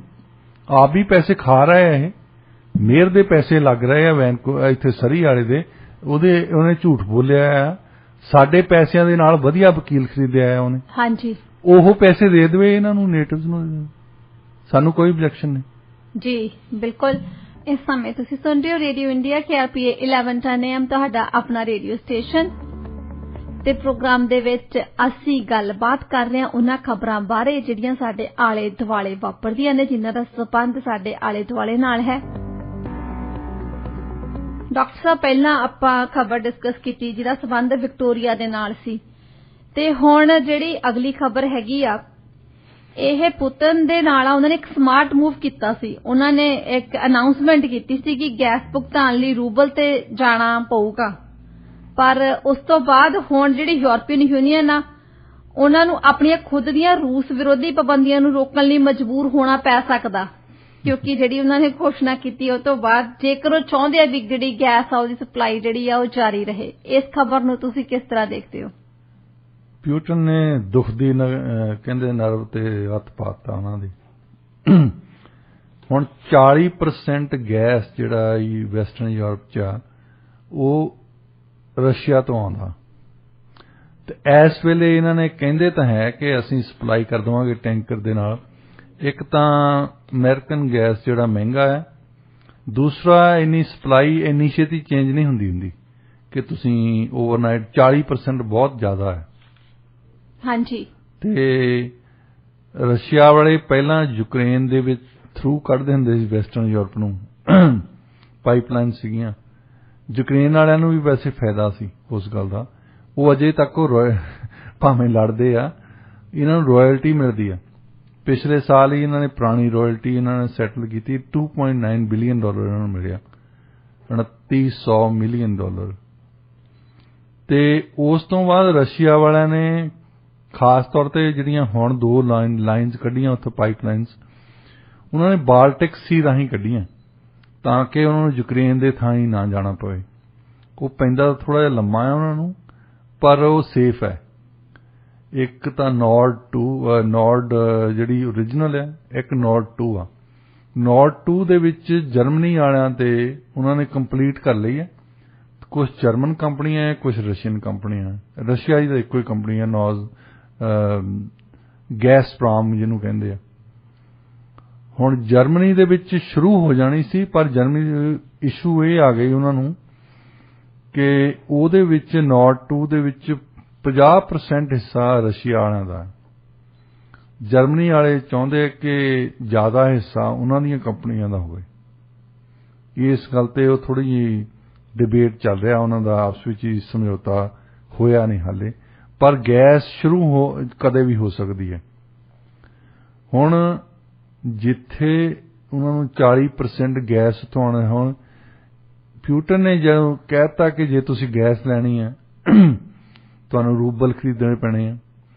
ਹੁਣ ਰੂਬਲ ਖਰੀਦਣ ਤੇ ਇਹਨਾਂ ਨੇ ਸੈਂਕਸ਼ਨ ਲਾਏ ਆ ਅਮਰੀਕਾ ਵਾਲਿਆਂ ਨੇ ਕਿ ਜਿਹੜੀ ਉਹਨਾਂ ਦੀ ਨੈਸ਼ਨਲ ਬੈਂਕ ਆ ਉਹਦਾ ਬਾਈਕਾਟ ਕਰੋ। ਜੇ ਤੁਸੀਂ ਰੂਬਲ ਖਰੀਦਣੇ ਤਾਂ ਨੈਸ਼ਨਲ ਬੈਂਕ ਆਫ ਰਸ਼ੀਆ ਦੇ ਕੋਲੋਂ ਖਰੀਦਣੇ ਪੈਣੇ। ਹਾਂਜੀ, ਬਿਲਕੁਲ। ਇਹਦਾ ਮਤਲਬ ਤੁਹਾਨੂੰ ਸੈਂਕਸ਼ਨ ਦੀ ਉਲੰਘਣਾ ਕਰਨੀ ਪੈਣੀ ਹੈ ਜੀ। ਤਾਂ ਉਹਨਾਂ ਨੇ ਹੁਣ ਫੋਰਸ ਕਰ ਦਿੱਤਾ ਕਿ ਵੈਸਟਰਨ ਯੂਰਪ ਵਾਲੇ ਉਲੰਘਣਾ ਕਰਨਗੇ, ਕਿਉਂਕਿ ਉਹਨਾਂ ਨੂੰ ਰੂਬਲ ਦੀ ਲੋੜ ਹੈ ਇਸ ਵੇਲੇ ਜੀ। ਵੈਸੇ ਉਹਨਾਂ ਨੂੰ ਗੈਸ ਨਹੀਂ ਮਿਲਣੀ ਜੇ ਉਹਨਾਂ ਰੂਬਲ ਨਹੀਂ ਲੈਂਦੇ ਉਹਨਾਂ ਦੇ ਕੋਲੋਂ। ਸੋ 2 ਗੱਲਾਂ ਕਹਿੰਦੇ ਹੁੰਦੇ ਕਿ ਇੱਕ ਦੋਸ਼ਕਾਰ ਉਹ ਹੈ ਕਰਨ ਵਾਲੀ ਗੱਲ ਹੀ ਆ ਕਿ ਇੱਕ ਪਾਸੇ ਤਾਂ ਉਹਨਾਂ ਨੇ ਗੈਸ ਤੇ ਰਿਲਾਈ ਕਰਦੇ ਆ ਵੇਚਣਾ ਉਹਨਾਂ ਨੂੰ, ਦੂਸਰੇ ਪਾਸੇ ਉਹਨਾਂ ਨੂੰ ਹੈਗਾ ਵੀ ਜਿਹੜੇ ਸੈਂਕਸ਼ਨ ਲਾਏ ਆ ਉਹਨਾਂ ਦੀ ਆਪਣੇ ਆਪ ਖੁਦ ਉਲੰਘਣਾ ਕਰਨੀ। ਵੈਸਟਰਨ ਯੂਰਪ ਨੂੰ ਉਹ ਫੋਰਸ ਕਰ ਰਹੇ ਆ ਇਸ ਵੇਲੇ। ਹਾਂਜੀ। ਔਰ ਉਹ ਵੈਸਟਰਨ ਯੂਰਪ ਵਾਲਿਆਂ ਨੂੰ ਵੀ ਮਜਬੂਰੀ ਆ ਕਿ ਉਹਨਾਂ ਨੂੰ ਲੈਣੇ ਪੈਣੇ ਰੂਬਲ ਜੀ। ਤੇ ਹੁਣ ਅਮਰੀਕਾ ਵਾਲੇ ਉਹਨਾਂ ਨੂੰ ਕਹਿ ਤਾਂ ਰਹੇ ਆ ਕਿ ਨਹੀਂ ਨਾ ਕਰੋ, ਅਸੀਂ ਟੈਂਕਰਸ ਭੇਜਾਂਗੇ, ਪਰ ਇੰਨੇ ਟੈਂਕਰਸ ਕਿੱਥੋਂ ਭੇਜਣਗੇ? 40% ਗੈਸ ਜਿਹੜੀ ਬਹੁਤ ਜ਼ਿਆਦਾ ਹੁੰਦੀ ਹੈ। ਹਾਂਜੀ, ਬਿਲਕੁਲ। ਡਾਕਟਰ ਸਾਹਿਬ, ਇੰਡੀਆ ਰਸ਼ੀਆ ਨਾਲ ਟ੍ਰੇਡ ਕਰਨ ਦੇ ਲਈ ਡਾਲਰਸ ਨੂੰ ਬਾਈਪਾਸ ਕਰਨ ਦੇ ਲਈ ਤਿਆਰ ਆ। ਇਸ ਖਬਰ ਬਾਰੇ ਤੁਸੀਂ ਕੀ ਸੋਚਦੇ ਹੋ? ਇਹਦੇ ਵਿੱਚ ਦੋਏ ਇੰਡੀਆ ਵਾਲਿਆਂ ਨੂੰ ਵੀ ਫਾਇਦਾ ਆ ਤੇ ਰਸ਼ੀਆ ਵਾਲਿਆਂ ਨੂੰ ਵੀ। ਰਸ਼ੀਆ ਦੀ ਪਾਲਿਸੀ ਜਦੋਂ ਅਸੀਂ ਡਿਸਕਸ ਕਰ ਰਹੇ ਹਾਂ ਕਿ ਇਹ ਸੀ ਕਿ ਇੱਕ ਤਾਂ US ਡਾਲਰ ਦੀ ਥੋੜੀ ਉਹਨੂੰ ਥੱਲੇ ਸਿੱਟਿਆ ਜਾਵੇ, ਕਿਉਂਕਿ ਮੇਨ ਕਰੰਸੀ ਇਸ ਵੇਲੇ ਵਰਲਡ ਲਈ ਜੇ ਟ੍ਰੇਡ ਕਰਦੇ ਆ US ਡਾਲਰ ਹੀ ਚੱਲਦਾ ਹੈ ਸਾਰੇ ਪਾਸੇ। ਹਾਂਜੀ। ਤਾਂ ਉਹ ਇਹਨੂੰ ਅੰਡਰਮਾਈਨ ਕਰਨ ਦੀ ਕੋਸ਼ਿਸ਼ ਕਰਦੇ ਆ ਪਿਊਟਨ ਹੋਣੀ ਕਿ ਜੇ US ਡਾਲਰ ਨੂੰ ਅੰਡਰਮਾਈਨ ਕੀਤਾ ਜਾਵੇ, ਕਮ ਸੇ ਕਮ ਅਮਰੀਕਾ ਦੀ ਸਰਦਾਰੀ ਖਤਮ ਹੋਊਗੀ। ਦੂਸਰਾ ਉਹਨਾਂ ਨੂੰ ਇਹ ਆ ਕਿ ਜਿਹੜਾ ਵੀ ਦੇਸ਼ ਰੂਬਲ ਤਾਂ ਖਰੀਦੂਗਾ ਨਾ, ਰੂਬਲ ਖਰੀਦੂਗਾ ਤਾਂ ਉਹਨੂੰ ਫਿਰ ਜਿਹੜੀ ਸੈਂਕਸ਼ਨ ਦੀ ਉਲੰਘਣਾ ਕਰੂਗਾ। ਹਾਲਾਂਕਿ ਇੰਡੀਆ ਵਾਲਿਆਂ ਨੇ ਕਦੇ ਵੀ ਸਪੋਰਟ ਨਹੀਂ ਕੀਤੀ ਸੈਂਕਸ਼ਨ ਦੀ, ਪਰ ਫਿਰ ਵੀ ਜਿਹੜੇ ਅਮਰੀਕਨ ਸੈਂਕਸ਼ਨ ਲਾਉਂਦੇ ਚਾਹੁੰਦੇ ਆ ਕਿ ਬਾਕੀ ਦੇਸ਼ ਵੀ ਸਾਡੇ ਦੇ ਨਾਲ ਸਹਿਮਤ ਹੋਣ, ਉਹਨਾਂ ਸੈਂਕਸ਼ਨਸ ਨੂੰ ਲਾਗੂ ਕਰਨ। ਜਦੋਂ ਇੰਡੀਆ ਵਾਲਿਆਂ ਨੇ ਫੈਸਲਾ ਕਰ ਲਿਆ ਕਿ ਅਸੀਂ ਹੁਣ ਰੁਪਈਆਂ ਦੇ ਨਾਲ ਤਾਂ ਰੂਬਲ ਨਾਲ ਟਰੇਡ ਕਰਨਾ, ਉਹ ਇਵੈਂਚੁਅਲੀ ਤਾਂ ਰੂਬਲ ਖਰੀਦਣਗੇ ਉਹਨਾਂ ਦੀ ਨੈਸ਼ਨਲ ਬੈਂਕ ਕੋਲੋਂ। ਜਿਹੜੇ ਕਿ ਸੈਂਕਸ਼ਨ ਲਾਏ ਆ ਉਹਦੀ ਲੰਘਣਾ ਹੈ, ਸ਼ਰੇਆਮ ਲੰਘਣਾ ਹੈ। ਤੇ ਸੌਖੀ ਗੱਲ ਇਹ ਹੈ ਕਿ ਉਹਨਾਂ ਨੂੰ ਡਾਲਰ ਵਰਤਣ ਦੀ ਲੋੜ ਨਹੀਂ, ਡਾਲਰ ਉਹਨਾਂ ਦੇ ਬਚਾ ਕੇ ਰੱਖਣਗੇ, ਬਾਕੀ ਦੇਸ਼ਾਂ ਦੇ ਨਾਲ ਟਰੇਡ ਕਰਨਗੇ। ਜਿਹੜੀਆਂ ਚੀਜ਼ਾਂ ਰੁਪਈਏ ਦੇ ਵਿੱਚ ਲੈਣੀਆਂ ਰਸ਼ੀਆ ਵਾਲਿਆਂ ਨੇ, ਉਹਦੇ ਵਿੱਚ ਵੀ ਉਹਨਾਂ ਨੂੰ ਫਾਇਦਾ ਹੈ ਕਿ ਸਾਨੂੰ ਡਾਲਰ ਦੀ ਕਨਵਰਸ਼ਨ ਨਹੀਂ। ਇੱਕ ਹਾਲੇ ਇਸ਼ੂ ਨਹੀਂ ਉਹਨਾਂ ਨੇ ਸੈਟਲ ਕੀਤੀ ਕਿ ਰੂਬਲ ਤੇ ਜਿਹੜਾ ਰੁਪਈਆ ਆ ਉਹਦੀ ਪ੍ਰਾਈਸ ਅਜੇ ਵੀ ਜਿਹੜੀ ਵੈਲਿਊ ਆ ਉਹ ਡਾਲਰ ਦੇ ਅਗੇਂਸਟ ਹੀ ਕਰਦੇ ਆ। ਇੱਕ ਜ਼ਮਾਨਾ ਹੁੰਦਾ ਸੀ ਕਿ ਡਾਲਰ ਦੀ ਤਾਂ ਰੁਪਈਏ ਦੀ ਤਾਂ ਰੂਬਲ ਦੀ ਕੀਮਤ ਆਪਸ ਵਿੱਚ ਹੀ ਐਕਸਚੇਂਜ ਰੇਟ ਕਰਦੇ ਸੀ, ਪਰ ਹੁਣ ਜਿਹੜੀ ਐਕਸਚੇਂਜ ਰੇਟ ਹੁੰਦੀ ਆ ਉਹ ਦੰਡ ਮਾਪ ਅਜੇ ਵੀ ਅਮਰੀਕਨ ਡਾਲਰ ਹੀ ਹੈ।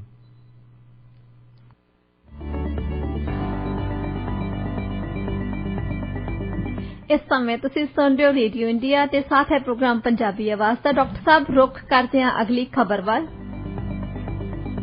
ਯੂਕਰੇਨ ਦੇ ਰਾਸ਼ਟਰਪਤੀ ਵਲਾਦੀਮੀਰ ਜ਼ੈਲੈਂਸਕੀ ਦਾ ਕਹਿਣਾ ਹੈ ਕਿ ਯੂਕਰੇਨ ਦੇ ਪੱਛਮੀ ਸਮਰਥਕਾਂ ਵਿੱਚ ਹਿੰਮਤ ਹੈ ਨਹੀਂ ਬਿਲਕੁਲ, ਉਹ ਸਿਰਫ ਫੋਕੀਆਂ ਗੱਲਾਂ ਕਰਨ ਜੋਗੇ ਨੇ।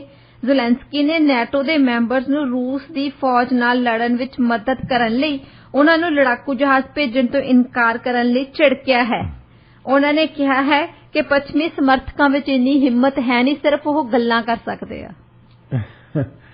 ਹੁਣ ਉਹਨਾਂ ਨੂੰ ਪਤਾ ਲੱਗ ਗਿਆ ਨਾ, ਇਹ ਵੀ ਕਮੇਡੀਅਨ ਹੁੰਦੇ ਸੀ ਪਹਿਲਾਂ। ਹਾਂਜੀ, ਕਿ ਗੱਲਾਂ ਕਰਨੀਆਂ ਢੇਰ ਸਖਲੀਆਂ ਨੇ ਜੀ। ਜਿਹੜੀ ਗੱਲ ਜਿਸ ਸ਼ਾਦੀ ਤੇ ਉਹ ਲੜ ਰਹੇ ਸੀ ਕਿ ਨੇਟੋ ਦੇ ਮੈਂਬਰ ਬਣਨਾ, ਹੁਣ ਵਾਰ-ਵਾਰ ਉਹਨਾਂ ਨੇ ਸੁਨੇਹੇ ਭੇਜੇ ਆ ਮਾਸਕੋ ਨੂੰ ਕਿ ਅਸੀਂ ਨੇਟੋ ਦੇ ਮੈਂਬਰ ਨਹੀਂ ਬਣਦੇ। ਜੇ ਗੱਲ ਪਹਿਲਾਂ ਹੀ ਕਰਦੇ, ਪਹਿਲਾਂ ਹੀ ਕਹਿੰਦੇ ਕਿ ਅਸੀਂ ਨੇਟੋ ਦੇ ਮੈਂਬਰ ਨਹੀਂ ਬਣਨਾ, ਕਦੇ ਉੱਥੇ ਲੜਾਈ ਨਹੀਂ ਸੀ ਹੋਣੀ। ਦੂਸਰੀ ਇਸ਼ੂ ਲੜਾਈ ਦੀ ਉੱਥੇ ਇਹ ਸੀ ਕਿ ਡਨਬਾਸ ਰੀਜਨ ਦੇ ਵਿੱਚ ਜਿੱਥੇ ਰਸ਼ੀਅਨ ਰਹਿੰਦੇ ਨੇ ਉਹਨਾਂ ਦਾ ਲਗਾਤਾਰ ਕਤਲੇਆਮ ਹੋ ਰਿਹਾ, ਉਹ ਰੋਕਣਾ ਚਾਹੀਦਾ। ਇੱਕ ਪ੍ਰੈਜ਼ੀਡੈਂਟ ਹੈ ਯੂਕਰੇਨ ਦਾ, ਉੱਥੇ ਜਿਹੜੇ ਖਾਸ ਤੌਰ ਤੇ ਮਿਲੀਸ਼ੀਆਜ਼ ਆ, ਨਾਜ਼ੀ ਮਿਲੀਸ਼ੀਆਜ਼ ਲੜ ਰਹੇ ਉੱਥੇ ਸੀ, ਰਸ਼ੀਅਨ ਮਿਨੋਰਿਟੀ ਦੇ ਖਿਲਾਫ ਲੜ ਰਹੇ ਸੀ। 13 ਤੋਂ 15,000 ਬੰਦਾ ਮਾਰ ਦਿੱਤਾ। ਉਹ ਤਾਂ ਇੱਕ ਪ੍ਰੈਜ਼ੀਡੈਂਟ ਵੈਸੇ ਹੀ ਯੂਕਰੇਨ ਦਾ, ਉਹਨਾਂ ਨੂੰ ਬੰਦ ਕਰਨੀ ਚਾਹੀਦੀ ਸੀ, ਉਹਨਾਂ ਦੀ ਰਿਸਪੌਂਸਿਬਿਲਿਟੀ ਬਣਦੀ ਸੀ, ਉਹਨਾਂ ਦੀ ਜ਼ਿੰਮੇਵਾਰੀ ਬਣਦੀ ਹੈ। ਹੁਣ ਪਹਿਲਾਂ ਇਹਨਾਂ ਨੇ ਕਿਹਾ ਕਿ ਨੋ ਫਲਾਈ ਜ਼ੋਨ ਬਣਾਓ ਸਾਡਾ, ਹਾਂਜੀ, ਨੋ ਮਿਲਟਰੀ ਨੋ। ਇਹਨਾਂ ਨੇ ਦੂਸਰੇ ਤਾਂ ਸਿਵਿਲੀਅਨ ਤਾਂ ਕਰ ਦਿੱਤਾ। ਹਾਂਜੀ, ਤਾਂ ਸਿਵਿਲੀਅਨ ਜਿੱਦਾਂ ਸਾਡੇ ਤਾਂ ਉਹਨਾਂ ਦੇ ਬਹੁਤੇ ਪਲੇਨ ਆਉਂਦੇ ਵੀ ਨਹੀਂ ਸੀ। ਜਿਹੜੀ ਨਾ ਪ੍ਰੋਬਲਮ ਹੋਵੇ ਉਹ ਸੋਲਵ ਕਰਨੀ ਬਹੁਤ ਸੌਖੀ ਹੁੰਦੀ ਹੈ। ਹਾਂਜੀ, ਜਦੋਂ ਪ੍ਰੋਬਲਮ ਤਾਂ ਉਹ ਆ ਕਿ ਜਿਹੜੀ ਮਿਲਟਰੀ ਪਲੇਨ ਆ ਉਹਦੇ ਤੇ ਉਹੀ ਗੱਲ ਸੀ ਕਿ ਟੱਲੀ ਕੌਣ ਪਾਊਗਾ ਉਹਦੇ, ਬਿੱਲੀ ਦੇ ਗੱਲ ਟੱਲੀ ਬੰਨੇ ਕੌਣ। ਹੁਣ ਸਮਝੌਤਾ ਤਾਂ ਕਰ ਸਕਦੇ ਤੁਸੀਂ ਕਿ ਨੋ ਫਲਾਈ ਜ਼ੋਨ ਹੈ, ਉਹਨੂੰ ਇਨਫੋਰਸ ਕੌਣ ਕਰੂਗਾ? ਕਿਉਂਕਿ ਰਸ਼ੀਆ ਦੇ ਨਾਲ ਜੇ ਤੁਸੀਂ ਉਹਨਾਂ ਦੇ ਨੋ ਫਲਾਈ ਜ਼ੋਨ ਤੇ ਆਪਣਾ ਪਲੇਨ ਭੇਜਦੇ, ਕੈਨੇਡਾ ਵਾਲੇ ਭੇਜਦੇ ਆ, ਜਰਮਨੀ ਵਾਲੇ ਭੇਜਦੇ, ਅਮਰੀਕਾ ਵਾਲੇ, ਉਹ ਸ਼ੂਟ ਡਾਊਨ ਕਰਨਗੇ। ਹਾਂਜੀ, ਸ਼ੂਟ ਡਾਊਨ ਕਰਨ ਦਾ ਮਤਲਬ ਲੜਾਈ ਲੱਗ ਗਈ ਤੁਹਾਡੀ ਜੀ। ਲੜਾਈ ਲੱਗਣ ਦਾ ਮਤਲਬ ਕੱਲ ਨੂੰ ਨਿਊਕਲੀਅਰ ਹਥਿਆਰਾਂ ਦੇ ਨਾਲ ਲੜਾਈ ਲੱਗ ਸਕਦੀ ਹੈ, ਜਿਹਦੇ ਨਾਲ ਸਾਰੀ ਦੁਨੀਆ ਦੇ ਵਿੱਚ ਅੱਗ ਲੱਗ ਜਾਊਗੀ। ਹਾਂਜੀ, ਕਿਉਂਕਿ ਨਿਊਕਲੀਅਰ ਜਿਹੜੀ ਲੜਾਈ ਲੜਨੀ ਆ ਉਹਦੇ ਨਾਲ ਤਾਂ ਫਿਰ ਖਾਤਮਾ ਹੀ ਹੋਣਾ ਸਾਰੀ ਦੁਨੀਆ ਦਾ ਜੀ। ਇਹ ਗੱਲ ਸਾਡੇ ਪੱਛਮੀ ਦੇਸ਼ਾਂ ਨੂੰ ਪਤਾ ਹੈ, ਜ਼ੈਲੈਂਸਕੀ ਨੂੰ ਸ਼ਾਇਦ ਨਹੀਂ ਪਤਾ ਸੀ ਜਾਂ ਉਹਦੀਆਂ ਆਸ ਤੋਂ ਵੱਧ ਸੀ। ਅੱਛਾ, ਦੂਸਰੀ ਇਸ਼ੂ ਫਿਰ ਉਹਨਾਂ ਨੇ ਇਹ ਕਰਤੀ ਕਿ ਚਲੋ ਤੁਸੀਂ ਨੋ ਫਲਾਈ ਜ਼ੋਨ ਤਾਂ ਲਾਉਣ ਤੋਂ ਨਾ ਕਰ ਰਹੇ ਆ, ਪਤਾ ਲੱਗ ਗਿਆ, ਪਰ ਮੈਨੂੰ ਆਪਣੇ ਲੜਾਕੂ ਜਹਾਜ਼ ਤਾਂ ਦੇ ਦਿਓ। ਉਹਨਾਂ ਦੇ ਕੋਲ ਲੜਾਕੂ ਜਹਾਜ਼ ਵੀ ਹੈ ਨਹੀਂ। ਲੜਾਕੂ ਜਹਾਜ਼ ਹੁਣ ਉਹਨਾਂ ਨੂੰ ਤਾਂ ਨਹੀਂ ਦੇ ਰਹੇ ਕਿ ਰਸ਼ੀਆ ਦੇ ਖਿਲਾਫ ਜੇ ਇੱਕ ਤੁਸੀਂ ਜਿਹੜੇ ਲੜਾਕੂ ਜਹਾਜ਼ ਨੂੰ ਚਲਾਉਣ ਲਈ ਪਾਇਲਟ ਵੀ ਚਾਹੀਦੇ ਨਾ। ਹਾਂਜੀ, ਉਹਨਾਂ ਨੂੰ ਟ੍ਰੇਨਿੰਗ ਦੇਣੀ ਪੈਂਦੀ ਹੈ ਬਹੁਤ ਚਿਰ ਜੀ, ਫਿਰ ਜਾ ਕੇ ਤੁਸੀਂ ਕਹਿ ਸਕਦੇ ਹਾਂ ਕਿ ਤੁਹਾਡੀ 에ਅਰ ਫੋਰਸ ਦੇ ਲਈ ਇਹ ਕੰਮ ਕਰਨਗੇ। ਹੁਣ ਇੱਕਦਮ ਉੱਠ ਕੇ ਉਹਨਾਂ ਨੂੰ ਲੜਾਕੂ ਜਹਾਜ਼ ਫੜਾ ਦਿਓ ਤਾਂ ਰਸ਼ੀਆ ਵਾਲੇ ਸਾਰੇ ਚੱਕ ਕੇ ਥੱਲੇ ਮਾਰਨ ਤੇ ਇਹਨਾਂ ਨੂੰ ਲੱਗੂਗਾ ਕਿ ਸਾਡੇ ਤਾਂ ਜਹਾਜ਼ ਕਿਸੇ ਕੰਮ ਦਾ ਹੀ ਨਹੀਂ ਸੀ।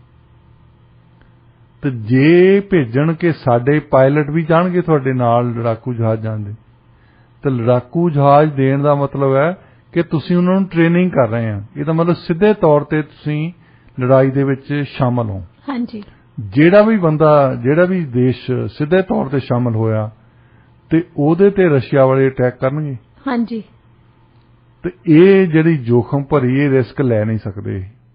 ਇਹ ਵੀ ਜ਼ੈਲੈਂਸਕੀ ਨੂੰ ਸਮਝ ਨਹੀਂ ਆ ਰਹੀ ਕਿ ਜਹਾਜ਼ ਕੋਈ ਸਾਬਣ ਦੀ ਟਿੱਕੀ ਨਹੀਂ ਹੁੰਦੀ ਜਿਹੜੀ ਤੁਸੀਂ ਜਾ ਕੇ ਕਾਰਨਰ ਸਟੋਰ ਤੋਂ ਲੈ ਆਉਂਦੇ। ਜਹਾਜ਼ ਲੈਣ ਦੇ ਨਾਲ ਟ੍ਰੇਨਿੰਗ ਵੀ ਮਿਲਦੀ ਆ।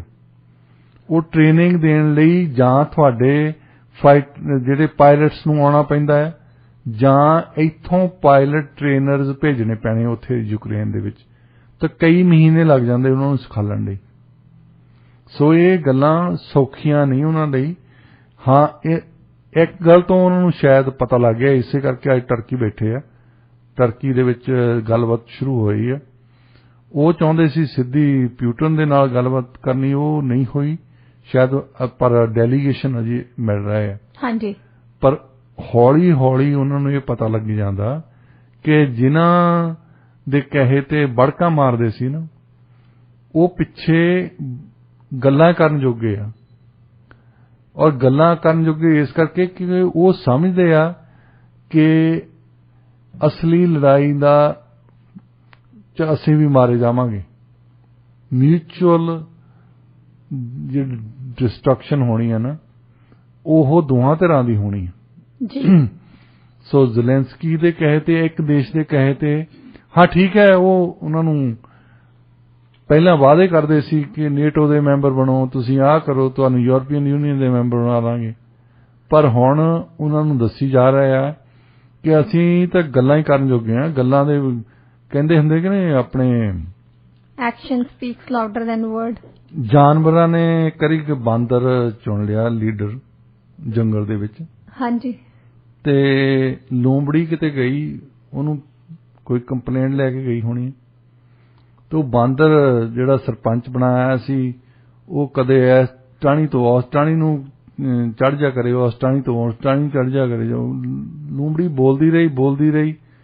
ਉਹ ਜਦੋਂ ਖਤਮ ਹੋਈ, ਉਹ ਕਹਿੰਦੀ ਮੇਰੀ ਗੱਲ ਤਾਂ ਸੁਣ ਲਈ ਹੈ ਵੀ ਤੂੰ ਕੁਛ ਕਰੂੰਗਾ ਵੀ। ਉਹ ਕਹਿੰਦਾ ਬੀਬੀ, ਲੀਡਰ ਦਾ ਕੰਮ ਹੁੰਦਾ ਆ ਨੱਠ ਭੱਜ ਕਰਨੀ, ਇਹਦੇ ਚ ਕੋਈ ਕਸਰ ਛੱਡੀ ਤਾਂ ਦੱਸ। ਨੱਠ ਭੱਜ ਪੂਰੀ ਕੀਤੀ। ਨੱਠ ਭੱਜ ਉਹਨੇ ਕਰ ਲਈ, ਛਲਾਂਗਾਂ ਲਾ ਲਈਆਂ। ਕਰਨਾ ਕੀ ਆ ਅਖੀਰ ਤੇ, ਕੀ ਕਰ ਸਕਦੇ ਸੀ ਇਹ ਜੀ। ਜਿਹੜੀ ਜ਼ੈਲੈਂਸਕੀ ਗੱਲ ਕਰ ਰਹੇ ਸੀ ਨੋ ਫਲਾਈ ਜ਼ੋਨ ਦੀ ਜਾਂ ਉਹਨਾਂ ਨੂੰ ਫਾਈਟਰ ਜੈਟ ਦੇਣ ਦੀ, ਇਹਦੇ ਵਿੱਚ ਰਿਸਕ ਆ, ਸਿੱਧਾ ਰਿਸਕ ਹੈ ਕਿ ਰਸ਼ੀਆ ਦੇ ਨਾਲ ਲੜਾਈ ਲੱਗਣੀ ਹੈ। ਤੇ ਉਹ ਰਿਸਕ ਬਾਕੀ ਦੇ ਦੇਸ਼ ਨੇਟੋ ਦੇ ਕੰਟਰੀਜ਼ ਲੈ ਨਹੀਂ ਰਹੇ, ਕਿਉਂਕਿ ਇਹਨਾਂ ਨੂੰ ਪਤਾ ਹੈ ਕਿ ਇਹਦੇ ਵਿੱਚ ਸਾਡੀ ਡਿਸਟਰਕਸ਼ਨ ਹੋ ਜਾਣੀ ਹੈ। ਜੀ ਬਿਲਕੁਲ ਡਾਕਟਰ ਸਾਹਿਬ, ਇਹ ਇੱਕ ਵੱਡਾ ਲੈਸਨ ਹੈ ਵੈਸੇ। ਹਾਂਜੀ ਬਿਲਕੁਲ ਡਾਕਟਰ ਸਾਹਿਬ, ਹੁਣ ਰੁਕ ਕਰਦੇ ਹਾਂ ਅਗਲੀ ਖਬਰ ਵੱਲ। ਬ੍ਰਸਲਜ਼ ਨੇ ਕਿਹਾ ਕਿ ਰਸ਼ੀਅਨ ਡਾਇਮੰਡਸ ਤੇ ਬੈਨ ਲਗਾਉਣ ਦਾ ਉਹਨਾਂ ਦਾ ਕੋਈ ਇਰਾਦਾ ਨਹੀਂ ਹੈਗਾ, ਤੇ ਇਸ ਖਬਰ ਨੂੰ ਤੁਸੀਂ ਕਿਸ ਤਰ੍ਹਾਂ ਦੇਖਦੇ ਹੋ? ਇੱਕ ਤਾਂ ਜਿਹੜਾ ਡਾਇਮੰਡ ਹੈ ਨਾ, ਉਹਦੀ ਲੌਬੀ ਬੜੀ ਤਕੜੀ ਹੈ ਇੱਥੇ, ਕਿਉਂਕਿ ਡਾਇਮੰਡ ਆਮ ਲੋਕੀ ਤਾਂ ਖਰੀਦਦੇ ਨੇ ਜੀ, ਅਸੀਂ ਤਾਂ ਜਾ ਕੇ ਉੱਥੇ ਖੜੇ ਨਹੀਂ ਹੁੰਦੇ। ਇਹਦੀ ਲੌਬੀ ਵਾਲੇ ਹੈਗੇ ਅਮੀਰ ਲੋਕੀ, ਜਿਨ੍ਹਾਂ ਨੇ ਵੱਖ-ਵੱਖ ਪਾਰਟੀਆਂ ਨੂੰ, ਵੱਖ-ਵੱਖ ਪੋਲੀਟੀਸ਼ੀਅਨਸ ਨੂੰ ਪੈਸੇ ਕਾਫੀ ਦਿੱਤੇ ਹੋਏ ਆ। ਇੰਪੋਰਟ ਕਰਦੇ ਆ ਮੋਸਟਲੀ ਉਹ, ਖਾਸ ਤੌਰ ਤੇ ਯੂਰਪੀਅਨ ਯੂਨੀਅਨ ਵਾਲੇ। ਔਰ ਇੱਥੇ ਸਭ ਤੋਂ ਵੱਧ ਐਕਸਪੋਰਟ ਜਿਹੜੀ ਹੁੰਦੀ ਡਾਇਮੰਡਸ ਦੀ, ਇੰਡੀਆ ਤੋਂ ਹੁੰਦੀ ਹੈ। ਪਹਿਲੇ ਨੰਬਰ ਤੇ ਇੰਡੀਆ ਹੈ, 8ਵੇਂ ਨੰਬਰ ਤੇ ਜਾ ਕੇ ਰਸ਼ੀਆ ਹੈ। ਸੋ ਦੂਜੀ ਗੱਲ ਇਹ ਵੀ ਆ ਕਿ ਵੱਡਾ ਫਰਕ ਨਹੀਂ ਪੈਣ ਵਾਲਾ ਉਹਨੂੰ। ਜਿਹੜਾ ਡਾਇਮੰਡ ਹੈ ਇਹ ਅਸੀਂ ਸਮਝਦੇ ਹਾਂ ਕਿ ਹੀਰਿਆਂ ਵਾਲਾ ਜਿਹੜਾ ਹਾਰ ਪਾਇਆ ਹੁੰਦਾ ਲੋਕਾਂ ਨੇ ਗਲਾਂ ਦੇ ਵਿੱਚ, ਉੱਥੇ ਤਾਂ ਹੀ ਇਹਦੀ ਇੰਡਸਟਰੀ ਦੇ ਵਿੱਚ ਵੀ ਬਹੁਤ ਦੇਣ ਹੈ। ਜਿਹੜੀ ਹੁਣ ਮਾਈਕਰੋ ਚਿਪਸ ਬਣਦੇ ਆ, ਉਹਨਾਂ ਦੇ ਵਿੱਚ ਡਾਇਮੰਡਸ ਆ, ਹਾਂਜੀ ਕੰਪਿਊਟਰਸ ਦੇ ਵਿੱਚ ਡਾਇਮੰਡ ਹੈ, ਕਿਉਂਕਿ ਡਾਇਮੰਡ ਇੱਕ ਸਖਤ ਹੈ, ਦੂਸਰਾ ਬਹੁਤ ਹੀਟ ਲੈ ਸਕਦਾ ਹੈ। ਜਿੱਥੇ ਵੀ ਇਹ ਚੀਜ਼ ਦੀ ਜ਼ਰੂਰਤ ਹੋਵੇ ਇੰਡਸਟਰੀ ਦੇ ਵਿੱਚ, ਉੱਥੇ ਡਾਇਮੰਡ ਦੀ ਜ਼ਰੂਰਤ ਪੈਂਦੀ ਹੈ ਜੀ। ਬਾਕੀ ਬਾਕੀ ਚੀਜ਼ਾਂ ਤਾਂ ਪਿਘਲ ਜਾਂਦੀਆਂ। ਹਾਂਜੀ ਸੋ ਇਹਦੀ ਅਹਿਮੀਅਤ ਬਹੁਤ ਜ਼ਿਆਦਾ ਹੈ। ਜੇ ਰਸ਼ੀਆ ਦਾ ਡਾਇਮੰਡ ਉੱਥੇ ਖਾਸ ਤੌਰ ਤੇ ਯੂਰਪੀਅਨ ਯੂਨੀਅਨ ਦੇ ਵਿੱਚ ਵੀ ਜਾਂਦਾ ਹੈ, ਪਰ ਸਭ ਤੋਂ ਵੱਧ ਇੰਡੀਆ ਵਾਲਿਆਂ ਦਾ ਜਾਂਦਾ, ਦੂਜੇ ਨੰਬਰ ਤੇ US ਵਾਲਿਆਂ ਦਾ ਜਾਂਦਾ, ਔਰ ਇੰਡੀਆ ਵਾਲੇ ਕੰਜ਼ੂਮਰ ਵੀ ਆ ਜਿਹੜਾ ਖਰੀਦਦੇ ਇੰਡੀਆ ਵਿੱਚ, ਤੀਜੇ ਨੰਬਰ ਤੇ ਖਰੀਦਦੇ ਆ। ਪਹਿਲੇ ਨੰਬਰ ਤੇ ਹਮੇਸ਼ਾ ਹੀ US ਹੁੰਦਾ, ਕਿਉਂਕਿ ਇਹ ਅਮੀਰ ਮੁਲਕ ਹੈ, ਕਾਫੀ ਪਾਪੂਲੇਸ਼ਨ ਵੀ ਹੈ, ਪਾਪੂਲੇਸ਼ਨ ਦੀ ਜਿਹੜੀ ਖਰੀਦਣ ਜੋਗੀ ਹੈ ਜੀ। ਤੇ ਦੂਸਰੇ ਨੰਬਰ ਤੇ ਹਾਂਗਕਾਂਗ ਵਾਲੇ ਸੀ, ਤੀਸਰੇ ਨੰਬਰ ਤੇ ਇੰਡੀਆ ਵਾਲੇ। ਇਸ ਗੱਲ ਤੇ ਬੈਲਜੀਅਮ ਵਾਲਿਆਂ ਨੂੰ ਉਹ ਕਹਿ ਤਾਂ ਰਹੇ ਕਿ ਸਾਨੂੰ ਤਾਂ ਕੋਈ ਇਤਰਾਜ਼ ਨਹੀਂ, ਪਰ ਇਹਦੇ ਤੇ ਸੈਂਕਸ਼ਨ ਤੇ ਇੱਕ ਗੱਲ ਹੋਰ ਚੱਲ ਰਹੀ ਹੈ ਯੂਰਪ ਦੇ ਵਿੱਚ। ਇਹ ਵੀ ਉਹਨਾਂ ਲੋਕਾਂ ਦੀ ਹੈ ਜਿਹੜੇ ਸਮਝਦੇ ਆ ਕਿ ਸੈਂਕਸ਼ਨ ਜਿਹੜੇ ਆ ਉਹਨਾਂ ਦਾ ਤੁਸੀਂ ਲਾ ਰਹੇ ਆ ਪਿਊਟਨ ਦੇ ਅਗੇਂਸਟ ਜਾਂ ਐਸਟੈਬਲਿਸ਼ਮੈਂਟ ਦੇ ਅਗੇਂਸਟ। ਉਹਨਾਂ ਨੂੰ ਤਾਂ ਕੋਈ ਫਰਕ ਨਹੀਂ ਪੈਂਦਾ। ਜੇ ਸੈਂਕਸ਼ਨ ਲਾਉਣ ਦੇ ਨਾਲ ਦਾਲ ਆਟਾ ਮਹਿੰਗਾ ਹੋ ਜਾਣੇ ਆ ਤਾਂ ਪਿਊਟਨ ਨੂੰ ਤਾਂ ਨਹੀਂ ਕੋਈ ਫਰਕ ਪੈਂਦਾ। ਉਹਦੇ ਤਾਂ ਘਰ ਦਾਲ ਆਉਣੀ ਆ, ਸਬਜ਼ੀ ਆਉਣੀ ਆ, ਮੀਟ ਆਉਣਾ, ਉਹ ਤਾਂ ਕੋਈ ਫਰਕ ਨਹੀਂ ਪੈਂਦਾ। ਜਿਹੜਾ ਫਰਕ ਪੈਂਦਾ ਉਹ ਆਮ ਲੋਕਾਂ ਨੂੰ ਪੈਂਦਾ। ਜੀ ਬਿਲਕੁਲ। ਸੋ ਇਸ ਡਿਬੇਟ ਦੇ ਵਿੱਚ ਉਹ ਦੱਸਣਾ ਚਾਹੁੰਦੇ ਆ ਕਿ ਜੇ ਮੈਡੀਸਨ ਮਹਿੰਗੀ ਹੋ ਰਹੀ ਆ, ਖਾਣ ਪੀਣ ਦੀਆਂ ਚੀਜ਼ਾਂ ਮਹਿੰਗੀਆਂ ਹੋ ਰਹੀਆਂ, ਕੰਜ਼ਿਊਮਰ ਆਈਟਮਸ ਮਹਿੰਗੀਆਂ ਹੋ ਰਹੀਆਂ ਉੱਥੇ ਯੂਰਪ ਦੇ ਵਿੱਚ, ਰਸ਼ੀਆ ਦੇ ਵਿੱਚ, ਤਾਂ ਇਹਦਾ ਕਫਾਇਦਾ, ਇਹਦਾ ਨੁਕਸਾਨ ਜਿਹੜਾ ਆਮ ਰਸ਼ੀਅਨ ਨੂੰ ਹੁੰਦਾ ਹੈ। ਹਾਂਜੀ। ਸੋ ਉਹਨਾਂ ਨੂੰ ਤੁਸੀਂ ਨੁਕਸਾਨ ਕਰਕੇ ਉਹਨਾਂ ਨੂੰ ਐਕਚੁਅਲੀ ਹੱਕ 'ਚ ਕਰੀ ਜਾਂਦੇ ਆ ਪਿਊਟਨ ਦੇ।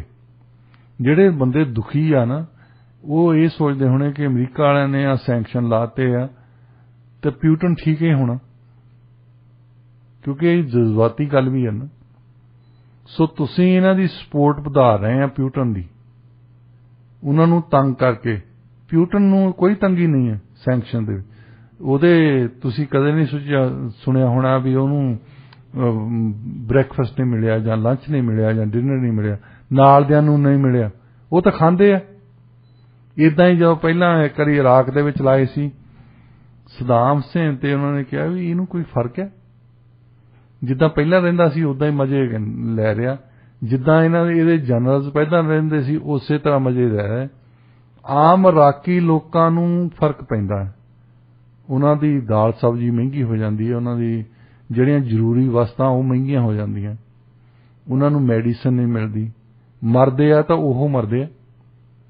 ਸੋ ਸੈਂਕਸ਼ਨ ਦਾ ਮਤਲਬ ਜਾਂ ਤਾਂ ਹੋਵੇ ਮਿਲਟਰੀ ਸੈਂਕਸ਼ਨ ਲਾਤੇ ਵੀ ਤੁਹਾਡੇ ਤੇ ਡਿਪੈਂਡੈਂਟ ਹੈ, ਤਾਂ ਉਹਨਾਂ ਨੇ ਮਿਲਟਰੀ ਐਕਸ਼ਨ ਖਤਮ ਕਰ ਦੇਣਾ, ਕਿਉਂਕਿ ਉਹਨਾਂ ਨੂੰ ਹੁਣ ਹਥਿਆਰ ਨਹੀਂ ਮਿਲ ਰਿਹਾ। ਜਿਹੜੀ ਦੇਸ਼ ਖੁਦ ਆਪਣੇ ਹਥਿਆਰ ਪ੍ਰੋਡਿਊਸ ਕਰਦਾ ਹੈ ਉਹਨਾਂ ਨੂੰ ਸੈਂਕਸ਼ਨ ਲਾਏ ਦਾ ਜਾਂ ਨਾ ਲਾਏ ਦਾ ਕੋਈ ਫਰਕ ਨਹੀਂ ਪੈਂਦਾ, ਕਿਉਂਕਿ ਉਹ ਖਰੀਦਦੇ ਹੀ ਨਹੀਂ ਕਿਸੇ ਤੋਂ ਜੀ। ਖੁਦ ਤਾਂ ਉਹ ਐਕਸਪੋਰਟ ਕਰਦੇ ਆ।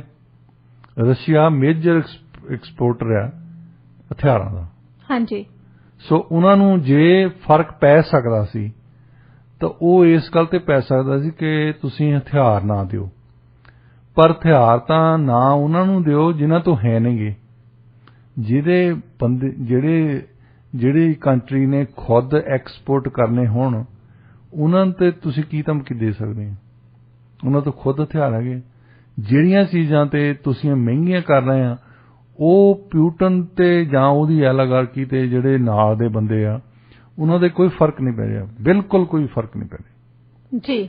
ਜੇ ਕੋਈ ਸਫਰ ਕਰ ਰਿਹਾ ਤਾਂ ਆਮ ਬੰਦਾ ਕਰਦਾ ਜੀ। ਬਿਲਕੁਲ। ਡਾਕਟਰ ਸਾਹਿਬ, ਰੁਕ ਕਰਦੇ ਹਾਂ ਅਗਲੀ ਖਬਰ ਵੱਲ। ਇੱਕ ਐਕਸ ਆਰਮੀ ਚੀਫ ਦਾ ਕਹਿਣਾ ਕਿ ਜੇਕਰ ਵੈਸਟ ਦਾ ਰਸ਼ੀਆ ਨਾਲ ਇਦਾਂ ਹੀ ਅੜਿੱਕਾ ਜਾਰੀ ਰਿਹਾ, ਉਹਨਾਂ ਦੀ ਟੱਸਲ ਜਾਰੀ ਰਹੀ, ਤਾਂ ਵੈਸਟ ਨੂੰ ਇਸ ਦੀ ਕੀਮਤ ਉਤਾਰਨੀ ਪੈ ਸਕਦੀ ਆ। ਵੈਸੇ ਇਹ ਗੱਲ ਹੁਣ ਤਾਂ ਸਾਰੀ ਗੱਲ ਯੂਕਰੇਨ ਤੇ ਰਸ਼ੀਆ ਤੇ ਪੈ ਜਾਂਦੀ ਹੈ। ਵੈਸੇ ਟ੍ਰੈਂਡ ਜਿਹੜਾ ਸੀ ਉਹ ਇਹ ਹੀ ਹੈ ਕਿ ਇੱਕ ਜ਼ਮਾਨੇ ਦੇ ਵਿੱਚ ਅਮਰੀਕਾ 'ਚ ਕਿਹਾ ਜਾਂਦਾ ਸੀ ਕਿ ਵਧੀਆ ਲਾਈਫ ਹੈ, ਇੱਕ ਮਿਡਲ ਕਲਾਸ ਦੀ ਲਾਈਫ ਹੈ, ਉਹਦੇ ਵਿੱਚ ਇੱਕ ਬੰਦਾ ਕੰਮ ਕਰਦਾ ਆ, ਉਹਦੀ ਵਾਈਫ ਘਰ ਬੱਚਿਆਂ ਨੂੰ ਸਾਂਭਦੀ ਆ ਤੇ ਉਹਦੇ ਕੋਲ ਘਰ ਆ, ਉਹਦੇ ਕੋਲ ਕਾਰ ਹੈ, ਸਾਰੀਆਂ ਸਹੂਲਤਾਂ ਹੈ। ਫਿਰ ਉਹਦੀ ਵਾਈਫ ਵੀ ਕੰਮ ਕਰਦੀ ਹੈ, ਉਹ ਬੰਦਾ ਵੀ ਕੰਮ ਕਰਦਾ ਹੈ। ਫਿਰ ਜਿਹੜਾ ਡੇ ਕੇਅਰਿੰਗ ਦਾ ਕੰਮ ਆ ਗਿਆ ਸਟੇਟ ਨੂੰ ਦੇਣ ਦਾ। ਹੁਣ ਦੋਏ ਜਾਣੇ ਜੇ ਇੱਕ ਸ਼ਿਫਟ ਹੀ ਕਰਦੇ ਤਾਂ ਵੀ ਗੁਜ਼ਾਰਾ ਨਹੀਂ ਹੁੰਦਾ। ਇਹ ਬਿਨਾਂ ਯੂਕਰੇਨ ਰਸ਼ੀਆ ਦੀ ਲੜਾਈ ਤੋਂ ਹੋ ਗਿਆ ਨਾ। ਹਾਂਜੀ। ਪਰ ਇੱਕ ਪਾਸੇ ਤੁਸੀਂ ਦੇਖੋ ਪੈਂਡੈਮਿਕ ਦੇ ਵਿੱਚ ਵੀ ਜਿਹੜੇ ਲੋਕਾਂ ਤੋਂ ਬਹੁਤ ਜ਼ਿਆਦਾ ਪੈਸਾ ਸੀ ਉਹਨਾਂ ਦਾ ਪੈਸਾ ਬਹੁਤ ਵਧਿਆ। ਹਾਂਜੀ। ਜਿਹੜੇ ਐਪਲ ਨੇ, ਮਾਈਕਰੋਸਾਫਟ ਨੇ, ਐਮਾਜ਼ੋਨ ਨੇ, ਇਹਨਾਂ ਦੇ ਪ੍ਰੋਫਿਟ ਦੇ ਵਿੱਚ ਮਣਾ ਮੁਹੀ ਫਾਇਦਾ ਹੋਇਆ ਹੈ। ਫਿਰ 1990 ਤੋਂ ਲੈ ਕੇ ਖਾਸ ਤੌਰ ਤੇ, ਪਰ ਇਦੋਂ ਪਹਿਲਾਂ ਦਾ ਟ੍ਰੈਂਡ ਵੀ ਆ, ਜਿਹੜੇ ਤਾਂ ਉੱਪਰਲੇ ਪੈਸੇ ਬਣਾਉਂਦੇ ਸੀ, ਜਿੱਦਾਂ ਚੀਫ ਐਗਜ਼ੈਕਟਿਵ ਆਫਿਸਰ ਦੀ ਤਨਖਾਹ ਦੇਖੋ ਨਾ, ਉਹਨਾਂ ਨੇ ਆਪਣੀ ਕੰਪਨੀ ਤਾਂ ਕੀਤੀ ਹੁੰਦੀ ਹੈ ਬੈਂਕਰਪਟ। ਬੈਂਕਰਪਸੀ ਤੋਂ ਬਾਅਦ ਵੀ ਉਹਨਾਂ ਨੂੰ 20 ਮਿਲੀਅਨ ਦੇਣਗੇ ਕਿਉਂਕਿ ਉਹਨਾਂ ਨੇ ਸਾਈਨ ਕੀਤਾ ਹੁੰਦਾ ਐਗਰੀਮੈਂਟ। 20 ਮਿਲੀਅਨ ਕਾਹਦਾ ਦੇ ਰਹੇ ਆ ਵੀ ਤੁਸੀਂ ਸ਼ਾਬਾਸ਼ ਤੇਰੇ, ਤੂੰ ਬੈਂਕਰਪਟ ਕਰਤੀ ਕੰਪਨੀ। 1970 ਦੇ ਵਿੱਚ ਇੱਕ ਵਰਕਰ ਦੀ ਤਨਖਾਹ ਤੇ ਇੱਕ CEO ਦੀ ਤਨਖਾਹ, ਉਹਦੇ ਵਿੱਚ 30 ਗੁਣਾ ਫਰਕ ਹੁੰਦਾ ਸੀ। ਜੇ 10,000 ਆਮ ਵਰਕਰ ਲੈਂਦਾ ਸੀ ਤਾਂ 3 ਲੱਖ ਇੱਕ CEO ਲੈਂਦਾ ਸੀ। ਅੱਜ ਉਹ 300 ਗੁਣਾ ਹੋ ਗਿਆ। ਤੁਸੀਂ ਦੇਖੋਗੇ ਉਹਨਾਂ ਦੀ ਤਨਖਾਹ ਦੇ ਵਿੱਚ ਤੇ ਆਮ ਵਰਕਰ ਦੀ ਤਨਖਾਹ ਦੇ ਵਿੱਚ ਕਿੰਨਾ ਫਰਕ ਪਿਆ। ਬਹੁਤ ਜ਼ਿਆਦਾ ਫਰਕ ਆ। ਤੇ ਇਹ ਟ੍ਰੈਂਡ ਮਤਲਬ ਪਹਿਲਾਂ ਦਾ ਸੀ। ਇਹ ਜਨਰਲ ਨੇ ਗੱਲ ਤਾਂ ਸੋਹਣੀ ਕੀਤੀ ਉਹਨਾਂ ਨੇ ਕਿ ਜਿਹੜਾ ਸਾਡਾ ਸਟੈਂਡਰਡ ਆ ਲਿਵਿੰਗ ਦਾ ਉਹ ਥੱਲੇ ਨੂੰ ਜਾ ਰਿਹਾ। ਹਾਂ, ਅਨਲੈਸ ਤੁਸੀਂ ਦਿਨੇ ਰਾਤ ਜਿਹੜਾ ਕੀੜੀਆਂ ਨਹੀਂ ਜਾਂਦੀਆਂ, ਉਹ ਤੁਸੀਂ ਦੇਖਦੇ ਆ ਕਿ ਇੱਕ ਪਾਸਿਓਂ ਜਾ ਕੇ ਉਹਨਾਂ ਨੇ ਦਾਣਾ ਚੱਕਣਾ ਹੁੰਦਾ, ਦੂਜੇ ਪਾਸੇ ਜਾਣਾ, ਸਾਰਾ ਦਿਨ ਆਹੀ ਕੰਮ ਕਰਦੀਆਂ। ਜਦੋਂ ਕਿਤੇ ਸੌਣਾ ਹੁੰਦਾ ਰਾਤ ਨੂੰ ਉਦੋਂ ਸੌਂਦੀਆਂ। ਹਾਂਜੀ। ਜੇ ਤੁਸੀਂ ਆਹ ਕੰਮ ਕਰਨਾ ਪਏ ਬਿਨਾਂ ਸੋਚੇ ਦੇ, ਬਿਨਾਂ ਕੋਈ ਕਲਚਰਲ ਇੰਜੋਇਮੈਂਟ ਦੇ, ਬਿਨਾਂ ਅੱਜ ਕੱਲ ਕੋਈ ਸੰਗੀਤ ਸੁਣਦਾ, ਅੱਜ ਕੱਲ ਕੋਈ ਓਪਰਾ ਜਾਂਦਾ, ਅੱਜ ਕੱਲ ਕੋਈ ਮਜ਼ੇ ਵਾਲੇ ਦਿਨ ਕੋਈ ਨਾ ਕੋਈ ਦੇਖਦਾ ਕੋਈ ਚੀਜ਼, ਕੋਈ ਪੜ੍ਹਦਾ, ਕੋਈ ਜਾ ਕੇ ਲਾਇਬ੍ਰੇਰੀ ਦੇ ਵਿੱਚ। ਲੋਕਾਂ ਕੋਲ ਟਾਈਮ ਹੀ ਨਹੀਂ, ਲੋਕਾਂ ਤੋਂ ਟਾਈਮ ਹੈ ਨਹੀਂ। ਹੁਣ ਜਿਹੜੀ ਯੂਕਰੇਨ ਤੇ ਰਸ਼ੀਆ ਦੀ ਲੜਾਈ ਹੋ ਰਹੀ ਹੈ ਉਹਦੇ ਨਾਲ ਚੀਜ਼ਾਂ ਹੋਰ ਮਹਿੰਗੀਆਂ ਹੋ ਰਹੀਆਂ। ਹਾਂਜੀ। ਕਿਉਂਕਿ ਸਾਡੀ ਇਕਨੋਮੀ ਅਜੇ ਤੱਕ ਡਿਪੈਂਡੈਂਟ ਹੈ ਆਇਲ ਤੇ। ਜੀ। ਐਗਰੀਕਲਚਰ ਦੇ ਵਿੱਚ ਤੁਸੀਂ ਖੇਤੀਬਾੜੀ ਕਰਦੇ ਆ, ਹਰ ਚੀਜ਼ ਡਿਪੈਂਡੈਂਟ ਹੈ ਆਇਲ ਤੇ। ਅੱਛਾ, ਉਹ ਮਹਿੰਗੀ ਚੀਜ਼ ਹੁੰਦੀ ਹੈ, ਉਹ ਕੰਜ਼ਿਊਮਰ ਤੋਂ ਪੈਸੇ ਲੈ ਦਿੰਦੇ। ਜਿਹੜੀ ਗੋਭੀ $1.5 ਨੂੰ ਇੱਕ ਫੁੱਲ ਦਿੰਦੇ ਸੀ, ਉਹਨਾਂ ਨੇ $2 ਨੂੰ ਚਾਰਜ ਸ਼ੁਰੂ ਕਰਤੇ। ਜਿਹੜੀ ਚੀਜ਼ ਇੰਡਸਟਰੀ ਦੇ ਵਿੱਚ ਕਾਰ 30,000 ਦੀ ਮਿਲਦੀ ਸੀ, ਉਹਨਾਂ ਨੇ 35,000 ਦੀ ਕਰਤੀ। ਤੁਸੀਂ ਤਾਂ ਆਪਣੀ ਮਰਜ਼ੀ ਨਾਲ ਪੈਸੇ ਨਹੀਂ ਵਧਾ ਸਕਦੇ। ਜੀ। ਤੁਸੀਂ ਕਹਿ ਸਕਦੇ, ਤੁਸੀਂ ਕਹਿੰਦੇ ਅੱਜ ਮੈਂ 5,000 ਬਣਾਉਣਾ, ਕੱਲ ਨੂੰ 6,000 ਬਣਾਉਣਾ ਸ਼ੁਰੂ ਕਰ ਦੇਣਾ। ਵੇ 6,000 ਬਣਾਉਣਾ ਸ਼ੁਰੂ ਕਰਨਾ ਤਾਂ ਤੈਨੂੰ 3 ਘੰਟੇ ਘੱਟ ਸੌਣਾ ਪੈਣਾ। ਜੀ ਬਿਲਕੁਲ ਨਾ, ਮਤਲਬ ਹੋਰ ਕੋਈ ਜੌਬ ਸ਼ੁਰੂ ਕਰਨੀ ਪੈਣੀ ਹੈ ਤੁਹਾਨੂੰ, ਤਾਂ ਹੀ ਬਣਾ ਸਕਦੇ। ਹਾਂਜੀ। ਇੱਕ ਚੀਜ਼ ਤੁਸੀਂ ਕੰਟਰੋਲ ਨਹੀਂ ਕਰ ਸਕਦੇ ਕਿ ਤੁਸੀਂ ਪੈਸੇ ਅਰਨ ਕਿੱਦਾਂ ਕਰਨੇ ਆ, ਅਨਲੈਸ ਤੁਸੀਂ ਕੋਈ ਇਦਾਂ ਦੀ ਪੋਜੀਸ਼ਨ ਤੇ ਬੈਠੇ ਆ ਜਿੱਥੇ ਆਪ ਹੀ ਫੈਸਲਾ ਕਰ ਲਓ। ਸੋ ਜਿਹੜੇ ਲਿਵਿੰਗ ਸਟੈਂਡਰਡ ਤੁਸੀਂ ਦੇਖੋਗੇ ਇਲੈਕਸ਼ਨ ਮੈਨੀਫੈਸਟੋ ਦੇ ਵਿੱਚ ਸਾਡੇ ਇਹ ਕਹਿਣਗੇ this budget is for middle class. ਹੁਣ ਜਸਟਿਨ ਟਰੂਡੋ ਨੂੰ ਫੜ ਕੇ ਕੋਈ ਪੱਤਰਕਾਰ ਪੁੱਛੇ ਮਿਡਲ ਕਲਾਸ ਕਿਹਨੂੰ ਡਿਫਾਈਨ ਕਰਦੇ ਆ, ਕਿਹੜੀ ਆ ਮਿਡਲ ਕਲਾਸ ਇੱਥੇ ਕੈਨੇਡਾ ਦੇ ਵਿੱਚ, ਕੀ ਕਰਦੇ ਆ, ਕਿੰਨੇ ਬੰਦੇ ਕੰਮ ਕਰਦੇ ਆ, ਕਿੰਨੇ ਘੰਟੇ ਕੰਮ ਕਰਦੇ ਆ। ਕੀ ਉਹ ਮਿਡਲ ਕਲਾਸ ਆ ਬੰਦਾ ਜਿਹੜਾ $60,000-70,000 ਲੈ ਰਿਹਾ ਦੋ ਜਣੇ, ਕੀ ਉਹ 3 ਮਿਲੀਅਨ ਦਾ ਘਰ ਲੈ ਸਕਦਾ? ਕੀ ਉਹ ਇੰਨੀਆਂ ਮਹਿੰਗੀਆਂ ਗਰੋਸਰੀਜ਼ ਖਰੀਦ ਸਕਦਾ? ਇੰਨੀਆਂ ਮਹਿੰਗੀਆਂ ਕਾਰਾਂ ਖਰੀਦ ਸਕਦੇ ਆ? ਸੋ ਅੱਜ ਕੱਲ ਉਹ ਟ੍ਰੈਂਡ ਪਹਿਲਾਂ ਹੀ ਚੱਲਿਆ ਆਇਆ ਸੀ ਕਿ ਬਿਲਕੁਲ ਅਮੀਰ ਜਿਹੜੇ ਆ ਉਹਨਾਂ ਦੀ ਜਿਹੜੀ ਦੌਲਤ ਵਧੀ ਜਾਣੀ ਆ, ਤੇ ਜਿਹੜੇ ਦੂਜੇ ਮਿਡਲ ਕਲਾਸ ਜਿਹਨੂੰ ਸੋ ਕਾਲਡ ਮਿਡਲ ਕਲਾਸ ਕਹਿੰਦੇ ਸੀ ਉਹ ਘਟੀ ਜਾ ਰਹੀ ਹੈ ਔਰ ਉਸ ਹੱਦ ਤਾਈਂ ਆ ਰਹੀ ਹੈ ਜਿਵੇਂ ਅਸੀਂ ਬਹੁਤ ਸੈਂਟਰਲ ਅਮਰੀਕਾ ਦੇ ਅਫਰੀਕਾ ਦੇ ਮੁਲਕ ਦੇਖਦੇ ਹਾਂ ਉੱਥੇ ਸਾਰੇ ਲੋਕ ਗਰੀਬ ਨਹੀਂ ਆ ਵੈਸੇ ਜਿਹੜੇ ਗਰੀਬ ਆ ਬਿਲਕੁਲ ਇੰਡੀਆ ਦੇ ਵਿੱਚ ਵੀ ਜਿਹੜੇ ਗਰੀਬ ਬੰਦੇ ਆ ਉਹ ਤਾਂ ਇਦਾਂ ਦੇ ਬੈਠੇ ਆ ਜਿਹੜੇ 7 ਦਿਨ ਪੁਰਾਣੀ ਰੋਟੀ ਖਾ ਲੈਣਗੇ ਉਹ ਹਾਂਜੀ ਜਿਹੜੇ ਅਮੀਰ ਬੰਦੇ ਬੈਠੇ ਆ ਉਹਨਾਂ ਨੇ ਆਪਣੀ ਚੇਅਰ ਚੱਕ ਕੇ ਛਾਵੇਂ ਨਹੀਂ ਕਰਨੀ ਜੀ ਬਿਲਕੁਲ ਉਹ ਉਡੀਕਦੇ ਹੁੰਦੇ ਰਾਮੂ ਇੱਧਰ ਆ ਬਹਾਦਰ ਇੱਧਰ ਆ ਕਿ ਮੇਰੀ ਚੇਅਰ ਇੱਥੋਂ ਚੱਕ ਕੇ ਧੁੱਪ ਆ ਗਈ ਆ ਉੱਥੇ ਪਰੇ ਰੱਖ ਦੇ ਦੂਸਰੇ ਪਾਸੇ ਉਹ ਬੰਦੇ ਵਿੱਚ ਜਿੱਦਾਂ ਇੱਕ ਲੇਖਕ ਲਿਖਦਾ ਉਹ ਕਹਿੰਦਾ ਵੀ ਵੈਸੇ ਤਾਂ ਬੰਬਈ ਦਾ ਵਿੱਚ ਜਾਂਦੇ ਆ ਜੇ ਜਿੱਥੇ ਕੋਈ 1 ਮੀਲ ਦਾ ਫਰਕ ਆ ਉਦਾਂ ਤੁਰ ਕੇ ਜਾਣਾ ਹੋਵੇ 1 ਮੀਲ ਤੇ ਉਹ ਲੋਕ ਰਹਿੰਦੇ ਜਿਨ੍ਹਾਂ ਨੂੰ ਪਤਾ ਹੀ ਨਹੀਂ ਲੱਗਦਾ ਵੀ ਅਸੀਂ ਸਵੇਰ ਨੂੰ ਪੈਸਾ ਕਿੰਨਾ ਖਰਚਣਾ ਦੂਸਰੇ ਪਾਸੇ ਉਹ ਲੋਕ ਰਹਿੰਦੇ ਜਿਹਨਾਂ ਨੂੰ ਸਵੇਰ ਨੂੰ ਲੱਗਦਾ ਕਿ ਰੋਟੀ ਕਿੱਥੋਂ ਖਾਣੀ ਫਾਸਲਾ ਤਾਂ ਸਿਰਫ 1 ਮੀਲ ਦਾ ਹੀ ਆ ਉਹਨੂੰ ਇੱਕ ਪਾਸੇ ਸ਼ੈਂਟੀ ਟਾਊਨਸ ਆ ਇੱਕ ਪਾਸੇ ਕੋਠੀਆਂ ਪਾਈਆਂ ਆ ਇਹ ਜਿਹੜਾ ਦਫਾੜ ਹੋਈ ਆ ਸੁਸਾਇਟੀ ਦੇ ਵਿੱਚ ਉਹੋ ਹੀ ਦਫਾੜ ਇੱਥੇ ਵੀ ਆ ਰਹੀ ਆ ਇਹ ਜਨਰਲ ਨੇ ਵੈਸੇ ਗੱਲ ਠੀਕ ਹੀ ਕਹੀ ਉਹਨਾਂ ਨੇ ਇਹ ਇਰਾਕ ਦੇ ਵਿੱਚ ਜਦੋਂ ਬ੍ਰਿਟਿਸ਼ ਫੌਜ ਗਈ ਸੀ ਉਹਦੇ ਕਮਾਂਡਰ ਹੁੰਦੇ ਸੀ ਪਹਿਲਾਂ ਤੇ ਇਹਨਾਂ ਨੇ ਆਬਜ਼ਰਵੇਸ਼ਨ ਤਾਂ ਠੀਕ ਕਹੀ ਆ ਸਾਰੇ ਇਕਨੋਮਿਸਟ ਵੀ ਇਹੀ ਕਹਿ ਰਹੇ ਜੀ ਹੁਣ ਫਰਕ ਤਾਂ ਇਹ ਹੈ ਕਿ ਇੱਕ ਜ਼ਮਾਨੇ ਦੇ ਵਿੱਚ ਜਿਹੜੇ ਯੂਰਪੀਅਨ ਲੋਕਾਂ ਨਾਲੋਂ ਸਭ ਤੋਂ ਅਮੀਰ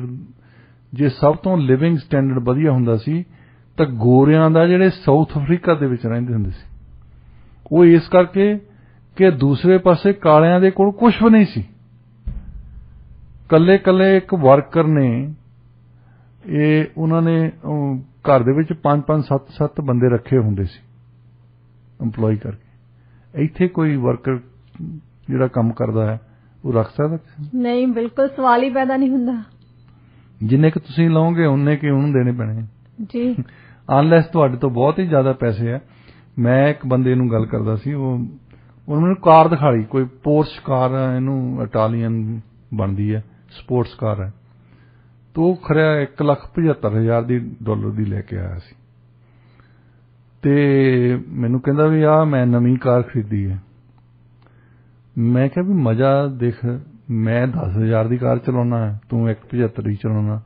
ਚਲਾਉਣਾ ਮੈਂ ਵੀ ਉਹੀ ਕਾਰ ਹੈ ਮੈਂ ਪੁਆਇੰਟ A ਤੋਂ ਪੁਆਇੰਟ B ਤੇ ਜਾਣਾ ਹੁੰਦਾ ਤੂੰ ਵੀ ਉਹੀ ਕੰਮ ਕਰਦਾ ਜਾਂ ਤਾਂ ਹੋਵੇ ਤੂੰ ਡਰਾਈਵਰ ਰੱਖਿਆ ਆ ਤਾਂ ਪਿੱਛੇ ਬੈਠਾ ਹੈ ਆਰਾਮ ਨਾਲ ਉਹ ਤਾਂ ਹੁੰਦੀ ਹੈ ਲਗਜ਼ਰੀ ਹਾਂਜੀ ਜੇ ਮੈਂ ਵੀ ਚਲਾਉਣੀ ਆ ਤੂੰ ਵੀ ਚਲਾਉਣੀ ਆ ਤਾਂ ਫਿਰ ਤਾਂ ਫਰਕ ਹੀ ਕੋਈ ਨਹੀਂ ਜੀ ਤੇਰੇ ਥੱਲੇ 1,75 ਦੀ ਕਾਰ ਮੇਰੇ ਪਈ ਹੈ ਮੇਰੇ ਥੱਲੇ 10,000 ਦੀ ਕਾਰ ਪਈ ਕੋਈ ਫਰਕ ਨਹੀਂ ਪੈਂਦਾ ਸੋ ਉਹ ਹੁਣ ਉਹ ਲਿਵਿੰਗ ਸਟੈਂਡਰਡ ਦੇ ਥੱਲੇ ਗਿਰਾਵਟ ਆ ਰਹੀ ਹੈ ਇਹ ਟ੍ਰੈਂਡ ਪਹਿਲਾਂ ਦਾ ਸੀ ਯੂਕਰੇਨ ਰਸ਼ੀਆ ਵਾਰ ਤੋਂ ਪਹਿਲਾਂ ਦਾ ਸੀ ਹਾਂਜੀ ਪਰ ਹੁਣ ਜ਼ਿਆਦਾ ਐਕਸੈਂਚੂਏਟ ਹੋ ਰਿਹਾ ਜੀ ਤਾਂ ਉਹਦਾ ਉਹਨਾਂ ਨੇ ਫਿਕਰ ਜ਼ਾਹਰ ਕੀਤਾ ਹੈ ਹਾਂਜੀ ਔਰ ਗੱਲ ਉਹਨਾਂ ਦੀ ਠੀਕ ਹੈ ਸਾਰੇ ਇਕਨੋਮਿਸਟ ਇਹੀ ਕਹਿ ਰਹੇ ਜੀ ਬਿਲਕੁਲ ਡਾਕਟਰ ਸਾਹਿਬ ਹੁਣ ਰੁਕ ਕਰਦੇ ਹਾਂ ਅਗਲੀ ਖਬਰ ਵੱਲ ਜਿਸ ਦਾ ਸਬੰਧ ਹੈਗਾ ਸਾਊਦੀ ਅਰੇਬੀਆ ਦੇ ਨਾਲ ਸਾਊਦੀ ਅਰੇਬੀਆ ਤੇ ਉਸਦੇ ਸਹਿਯੋਗੀਆਂ ਦੁਆਰਾ ਯਮਨ ਦੇ ਵਿੱਚ ਇੱਕ ਨਵਾਂ ਮਿਲਟਰੀ ਆਪਰੇਸ਼ਨ ਸ਼ੁਰੂ ਕੀਤਾ ਗਿਆ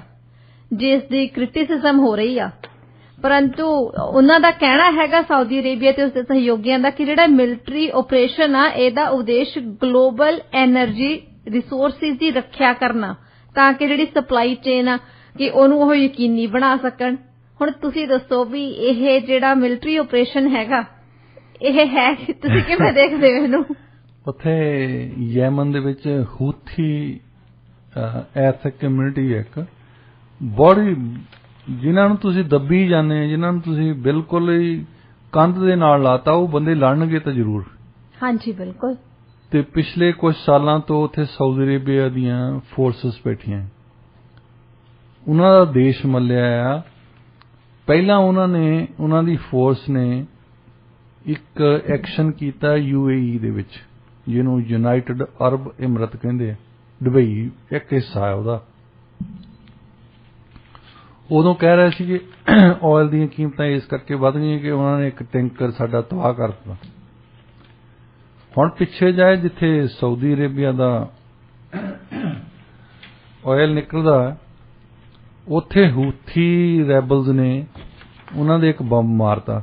ਤੁਸੀਂ ਉਹਨਾਂ ਦਾ ਸਾਰਾ ਮੁਲਕ ਸਾਂਭ ਕੇ ਬੈਠੇ ਆ, ਉਹ ਹੁਣ ਨਹੀਂ ਲੜ ਸਕਦੇ ਤਾਂ ਇੰਨਾ ਇਹੀ ਕੰਮ ਕਰ ਸਕਦੇ ਆ। ਜੇ ਉਹ ਲੜਨ ਜੋਗੇ ਹੁੰਦੇ, ਜੇ ਉਹਨਾਂ ਦੇ ਕੋਲ ਵੀ ਜਹਾਜ਼ ਹੁੰਦੇ, ਉਹਨਾਂ ਦੇ ਕੋਲ ਵੀ ਟੈਂਕ ਹੁੰਦੇ, ਫਿਕਰ ਹੈ ਤੁਹਾਨੂੰ ਬਾਹਰ ਹੀ ਕੱਢ ਦਿੰਦੇ। ਹੁਣ ਤਾਂ ਉਹ ਹੂਥੀ ਰੈਬਲਸ ਇੰਨਾ ਕੀ ਕੰਮ ਕਰ ਸਕਦੇ ਕਿ ਉਹ ਟਾਰਗੇਟ ਕਰਦੇ ਆ, ਆਇਲ ਵੈਲਜ਼ ਨੂੰ ਟਾਰਗੇਟ ਕਰਦੇ ਆ। ਤੇ ਸਾਊਦੀ ਅਰੇਬੀਆ ਨੇ ਇਹ ਗੱਲ ਜਾਣ ਕੇ ਰੌਲਾ ਪਾਇਆ ਆ, ਕਿਉਂਕਿ ਹੁਣ ਸਾਰੇ ਦੁਨੀਆ ਦੀਆਂ ਨਿਗਾਹ ਜਿਹੜੀ ਆ ਇਹ ਆਇਲ ਪ੍ਰੋਡਿਊਸਿੰਗ ਕੰਟਰੀਜ਼ ਤੇ ਲੱਗੀ ਆ, ਤੇ ਇਸ ਗੱਲ ਨੂੰ ਕੈਮੋਫਲਾਜ ਕਰਦੇ ਆ, ਇਸ ਗੱਲ ਤੇ ਪਰਦਾ ਪਾਉਂਦੇ ਆ ਕਿ ਅਸੀਂ ਜੋ ਕੀਤਾ ਯੈਮਨ ਦੇ ਵਿੱਚ ਉਹ ਠੀਕ ਆ। ਸਾਡੀ ਜਿਹੜੀ ਫੌਜ ਗਈ ਆ ਉੱਥੇ ਇੱਕ ਧਿਰ ਨੂੰ ਸਪੋਰਟ ਕਰਦੀ ਹੈ, ਪਰ ਨਾ ਉਹਨੂੰ ਇਹ ਪੇਸ਼ ਇਸ ਤਰ੍ਹਾਂ ਕਰ ਰਿਹਾ ਕਿ ਇਹ ਆਇਲ ਦੀ ਲੜਾਈ ਹੈ, ਆਇਲ ਨੂੰ ਬਚਾਉਣ ਦੀ ਲੜਾਈ ਹੈ। ਕਿਉਂਕਿ ਵੈਸਟਰਨ ਯੂਰਪੀਅਨ ਤੇ ਨਾਰਥ ਅਮਰੀਕਨ ਉਹਨਾਂ ਨੂੰ ਜ਼ੋਰ ਪਾ ਰਹੇ ਕਿ ਤੁਸੀਂ ਆਇਲ ਪ੍ਰੋਡਕਸ਼ਨ ਜ਼ਿਆਦਾ ਕਰੋ। ਹਾਂਜੀ, ਸਾਡੇ ਕੈਨੇਡਾ ਵਾਲਿਆਂ ਨੇ ਵੀ ਥੋੜੀ ਜਿਹੀ ਕੀਤੀ ਹੈ ਜੀ ਜੀ, ਪਰ ਆਟੇ 'ਚ ਕਹਿੰਦੇ ਹੁੰਦੇ ਲੂਣ ਪਾਉਣ ਵਾਲੀ ਗੱਲ ਸੀ ਉਹ। ਹੁਣ ਯੈਮਨ ਦੇ ਵਿੱਚ ਜਿੱਦਾਂ ਅਸੀਂ ਪਹਿਲਾਂ ਗੱਲ ਕੀਤੀ ਸੀ, 3,80,000 ਬੰਦਾ ਇਹਨਾਂ ਨੇ 7 ਸਾਲਾਂ 'ਚ ਮਾਰਤਾ। ਹਾਂਜੀ, ਉਹਨਾਂ ਦੀ ਕੋਈ ਖਬਰ ਨਹੀਂ ਆਉਂਦੀ ਇੱਥੇ। ਤੁਸੀਂ ਦੇਖੋ ਜਿਹੜੇ ਸਾਡੇ ਕੋਲ ਉਹੀ ਖਬਰਾਂ ਆਉਂਦੀਆਂ ਜਿੱਥੇ ਜਿੱਥੇ ਸਾਡਾ ਇੰਟਰਸਟ ਆ ਜੀ, ਬਿਲਕੁਲ, ਮਤਲਬ ਦੇਸ਼ ਦਾ ਇੰਟਰਸਟ ਆ, ਸਾਡਾ ਭਾਵੇਂ ਹੋਵੇ ਚਾਹੇ ਨਾ ਹੋਵੇ। ਜਿੱਥੇ ਜਿੱਥੇ ਸਰਕਾਰਾਂ ਵਾਸ਼ਿੰਗਟਨ ਡੀਸੀ ਜਾਂ ਓਟਵਾ ਵਾਲੀਆਂ ਇਨਵੋਲਵ ਹੈ, ਯੂਕਰੇਨ ਤੇ ਸਾਡਾ ਇੰਟਰਸਟ ਬਣ ਗਿਆ ਹੈ ਵੈਸਟਰਨ ਕੰਟਰੀਜ਼ ਦਾ, ਉਹਦੀ ਖਬਰ ਆਉਣੀ ਹੈ। ਉਹ ਹਰ ਇੱਕ ਜਗ੍ਹਾ ਤੇ ਆਪਾਂ ਨੂੰ ਦੇਖਣ ਨੂੰ ਮਿਲਦੀ ਆ। ਇਹਦਾ ਮਤਲਬ ਇਹ ਤਾਂ ਨਹੀਂ ਵੀ ਜਿਹੜੇ ਬਾਕੀ ਦੇ ਲੋਕੀ ਭੁੱਖੇ ਮਰਦੇ ਉਹਨਾਂ ਨੂੰ ਰੋਟੀ ਮਿਲਣ ਲੱਗ ਪਈ। ਜਿੱਥੇ ਜਿੱਥੇ ਜਿੱਥੇ ਲੜਾਈ ਲੱਗੀ ਸੀ ਪਹਿਲਾਂ, ਉੱਥੇ ਲੜਾਈ ਅਜੇ ਵੀ ਲੱਗੀ ਹੈ। ਹਾਂਜੀ, ਜਿੱਥੇ ਲੋਕੀ ਲੜਦੇ ਸੀ, ਜਿੱਦਾਂ ਅਫਗਾਨਿਸਤਾਨ ਦੇ ਵਿੱਚ ਜੋ ਕੁਝ ਹੋ ਰਿਹਾ, ਜਦੋਂ ਬਿਲਕੁਲ ਐਕਸਟ੍ਰੀਮ ਹੁੰਦਾ ਜਿੱਦਾਂ ਉਹਨਾਂ ਦੇ ਔਰਤਾਂ ਤੇ ਕਰਦੇ, ਫਿਰ ਔਰਤਾਂ ਦੀਆਂ ਜਥੇਬੰਦੀਆਂ ਕੁਝ ਹੈਗੀਆਂ ਜਿਹੜੀਆਂ ਉਹ ਗੱਲ ਚੱਕਦੀਆਂ, ਅਦਰਵਾਈਜ਼ ਉਹਨਾਂ ਦਾ ਕਿਸੇ ਨੇ ਨਾਂ ਨਹੀਂ ਲੈਣਾ।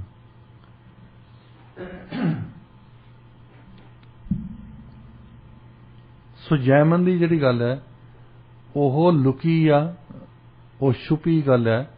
ਜਿੰਨਾ ਚਿਰ ਉਹਦੇ ਵਿੱਚ ਕੋਈ ਇੱਕ ਤਾਕਤ ਨਹੀਂ ਆਉਂਦੀ, ਮੋਹਰੇ ਵੱਡੀ ਤਾਕਤ ਨਹੀਂ ਆਉਂਦੀ, ਜੇ ਤਾਂ ਉਹ ਰਸ਼ੀਆ ਵਾਲੇ ਹੁਣ ਇੱਧਰ ਬਿਜ਼ੀ ਆ, ਹਾਂਜੀ, ਜੇ ਤਾਂ ਉਹ ਵਿੱਚ ਆ ਕੇ ਇਨਵੋਲਵ ਹੋ ਜਾਂਦੇ ਤਾਂ ਫਿਰ ਉਹ ਈਸਟ ਵੈਸਟ ਦੀ ਗੱਲ ਬਣ ਜਾਣੀ ਸੀ।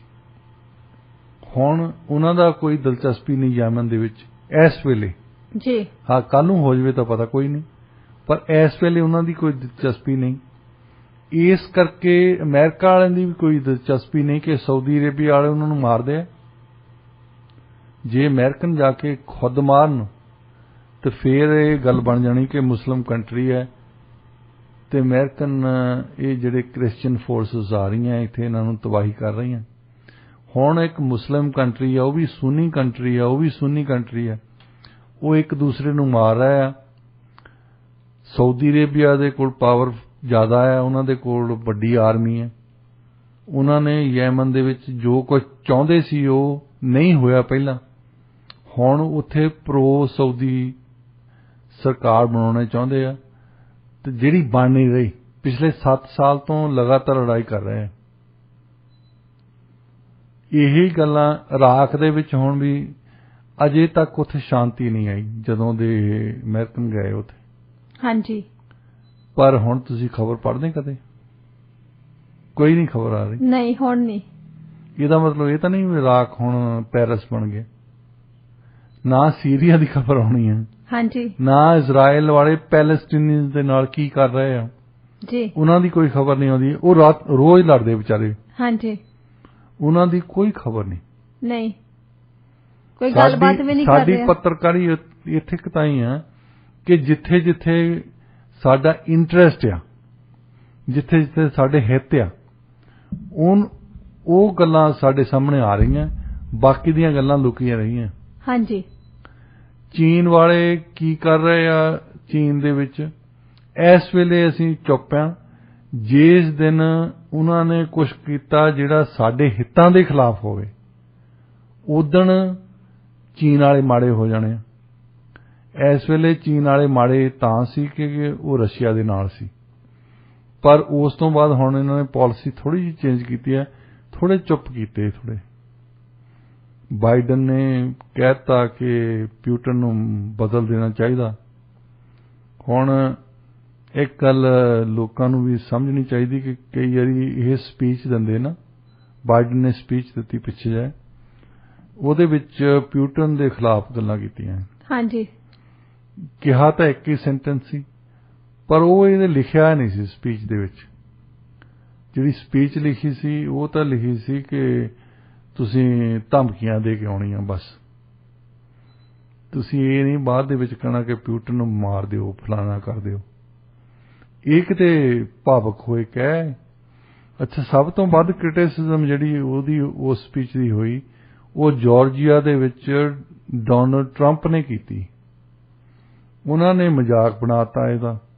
ਉਹ ਕਹਿੰਦੇ ਕਿ ਇਹਨੇ ਕੁਝ ਗੱਲ ਇਸ ਕਰਕੇ ਕੀਤੀ ਹੈ, ਇਹ ਪੜ੍ਹੀ ਨਹੀਂ ਹੈ, ਕਿਉਂਕਿ ਇਹ ਬੰਦਾ ਸੁੱਤਾ ਪਿਆ ਹੁੰਦਾ, ਸੁੱਤਾ ਪਿਆ ਸਪੀਚ ਦੇ ਰਿਹਾ। ਹੁਣ ਰਿਪਬਲਿਕਨ ਜਿਹੜੇ ਆ ਉਹਨਾਂ ਨੂੰ ਲੱਗਦਾ ਕਿ ਰਸ਼ੀਆ ਨੇ ਅਟੈਕ ਨਹੀਂ ਸੀ ਕਰਨਾ ਜੇ ਅਸੀਂ ਪਾਵਰ ਦੇ ਵਿੱਚ ਹੁੰਦੇ। ਹਾਂਜੀ। ਕਿਉਂਕਿ ਅਸੀਂ ਕਹਿ ਦੇਣਾ ਸੀ ਯੂਕਰੇਨ ਨੂੰ ਕਿ ਤੁਹਾਨੂੰ ਨੇਟੋ ਜੁਆਇਨ ਕਰਨ ਦੀ ਕੋਈ ਲੋੜ ਨਹੀਂ। ਉਹ ਜੋ ਕੁਝ ਵੀ ਹੋ ਰਿਹਾ ਉੱਥੇ ਉਹਦਾ ਧੱਬਾ ਜਿਹੜਾ ਆ ਉਹ ਜੋ ਬਾਈਡਨ ਦੇ ਸਿਰ ਮੜ ਰਿਹਾ। ਜਿਹੜੀ ਗੱਲਾਂ ਜੋ ਬਾਈਡਨ ਨੇ ਕੀਤੀਆਂ ਹੁਣ ਉਹਨੂੰ ਹਾਂਟ ਕਰ ਰਹੀਆਂ ਮੁੜ ਕੇ। ਜੀ। ਪੋਲੈਂਡ ਦੇ ਵਿੱਚ ਕਹਿ ਤਾਂ ਆਏ ਆ, ਪਰ ਹੁਣ ਤਾਈਂ ਕਲੈਰੀਫਿਕੇਸ਼ਨ ਦੇ ਰਿਹਾ। ਹਾਂਜੀ, ਬਿਲਕੁਲ। ਡਾਕਟਰ ਸਾਹਿਬ, ਟਾਈਮ ਹੋ ਗਿਆ ਅੱਜ ਦੇ ਵਿਚਾਰ ਦਾ। ਆਪਣੇ ਸਰੋਤਿਆਂ ਨੂੰ ਅੱਜ ਦਾ ਵਿਚਾਰ ਵੀ ਦੱਸ ਦਿਓ ਜੀ। ਅੱਜ ਦਾ ਵਿਚਾਰ ਹੈ ਜੀ, ਕਹਿੰਦੇ ਤੇਜ਼ ਦੌੜਨ ਦਾ ਕੀ ਫਾਇਦਾ ਜੇ ਗਲਤ ਰਾਹਾਂ ਤੇ ਦੌੜਦੇ ਰਹੇ। ਜੀ ਬਿਲਕੁਲ। ਤੇ ਇਸੇ ਨੋਟ ਤੇ ਅਸੀਂ ਅੱਜ ਦੇ ਪ੍ਰੋਗਰਾਮ ਦੀ ਸਮਾਪਤੀ ਕਰਦੇ ਹਾਂ। ਆਪ ਸਭ ਦੇ ਨਾਲ ਮੁਲਾਕਾਤ ਹੋਏਗੀ ਜੀ ਕੱਲ ਨੂੰ ਠੀਕ 7 ਵਜੇ। ਉਦੋਂ ਤੱਕ ਤੁਸੀਂ ਸੁਣਦੇ ਰਹਿਣਾ ਰੇਡੀਓ ਇੰਡੀਆ। ਪ੍ਰੋਗਰਾਮ 'ਚ ਸਾਥ ਦੇਣ ਲਈ ਬਹੁਤ ਬਹੁਤ ਸ਼ੁਕਰੀਆ। ਪ੍ਰੋਗਰਾਮ ਸੰਬੰਧੀ ਤੁਹਾਡੀ ਫੀਡਬੈਕ ਦਾ ਇੰਤਜ਼ਾਰ ਰਹੇਗਾ। ਤੁਸੀਂ ਸਾਨੂੰ ਕਾਲ ਕਰਕੇ ਦੱਸ ਸਕਦੇ ਹੋ ਪ੍ਰੋਗਰਾਮ ਤੁਹਾਨੂੰ ਕਿਹੋ ਜਿਹਾ ਲੱਗਿਆ। 6045929191 ਹੈ ਜੀ ਸਾਡੇ ਸਟੂਡੀਓ ਦਾ ਨੰਬਰ। 6045929191 ਜਾਂ ਫਿਰ ਤੁਸੀਂ ਸਾਨੂੰ ਈਮੇਲ ਕਰ ਸਕਦੇ ਹੋ info@radioindia.ca। ਸਾਡੇ ਸੋਸ਼ਲ ਮੀਡੀਆ ਹੈਂਡਲਸ ਤੇ ਵੀ ਤੁਸੀਂ ਸਾਨੂੰ ਮੈਸੇਜ ਛੱਡ ਸਕਦੇ ਹੋ। ਫੇਸਬੁੱਕ ਪੇਜ ਹੈ ਰੇਡੀਓ ਇੰਡੀਆ ਦੇ ਨਾਂ ਹੈ, ਟਵਿੱਟਰ ਹੈ @radioindia1110 ਤੇ ਇੰਸਟਾਗ੍ਰਾਮ ਹੈ ਰੇਡੀਓ ਇੰਡੀਆ 1110। ਠੀਕ 9 ਵਜੇ ਹੋਣਗੀਆਂ ਖਬਰਾਂ ਤੇ ਖਬਰਾਂ ਤੁਹਾਨੂੰ ਸੁਣਾਉਣਗੇ ਗੌਰਵ ਜੀ ਤੇ ਖਬਰਾਂ ਤੋਂ ਤੁਰੰਤ ਬਾਅਦ ਅਮਰਜੀਤ ਚੀਮਾ ਜੀ ਪ੍ਰੋਗਰਾਮ ਲੋਕ ਅਦਾਲਤ ਲੈ ਕੇ ਆਉਣਗੇ। ਤੁਹਾਡੀ ਅਦਾਲਤ ਦੇ ਵਿੱਚ ਉਹ ਇੱਕ ਵਿਸ਼ਾ ਰੱਖਣਗੇ ਤੇ ਤੁਸੀਂ ਉਹਨਾਂ ਦੇ ਪ੍ਰੋਗਰਾਮ ਦੇ ਵਿੱਚ ਕਾਲ ਕਰਕੇ ਹਿੱਸਾ ਜ਼ਰੂਰ ਬਣਨਾ। ਪ੍ਰੋਗਰਾਮ ਦਾ ਨੰਬਰ ਰਹੇਗਾ ਜੀ 6045929191। Have a great day.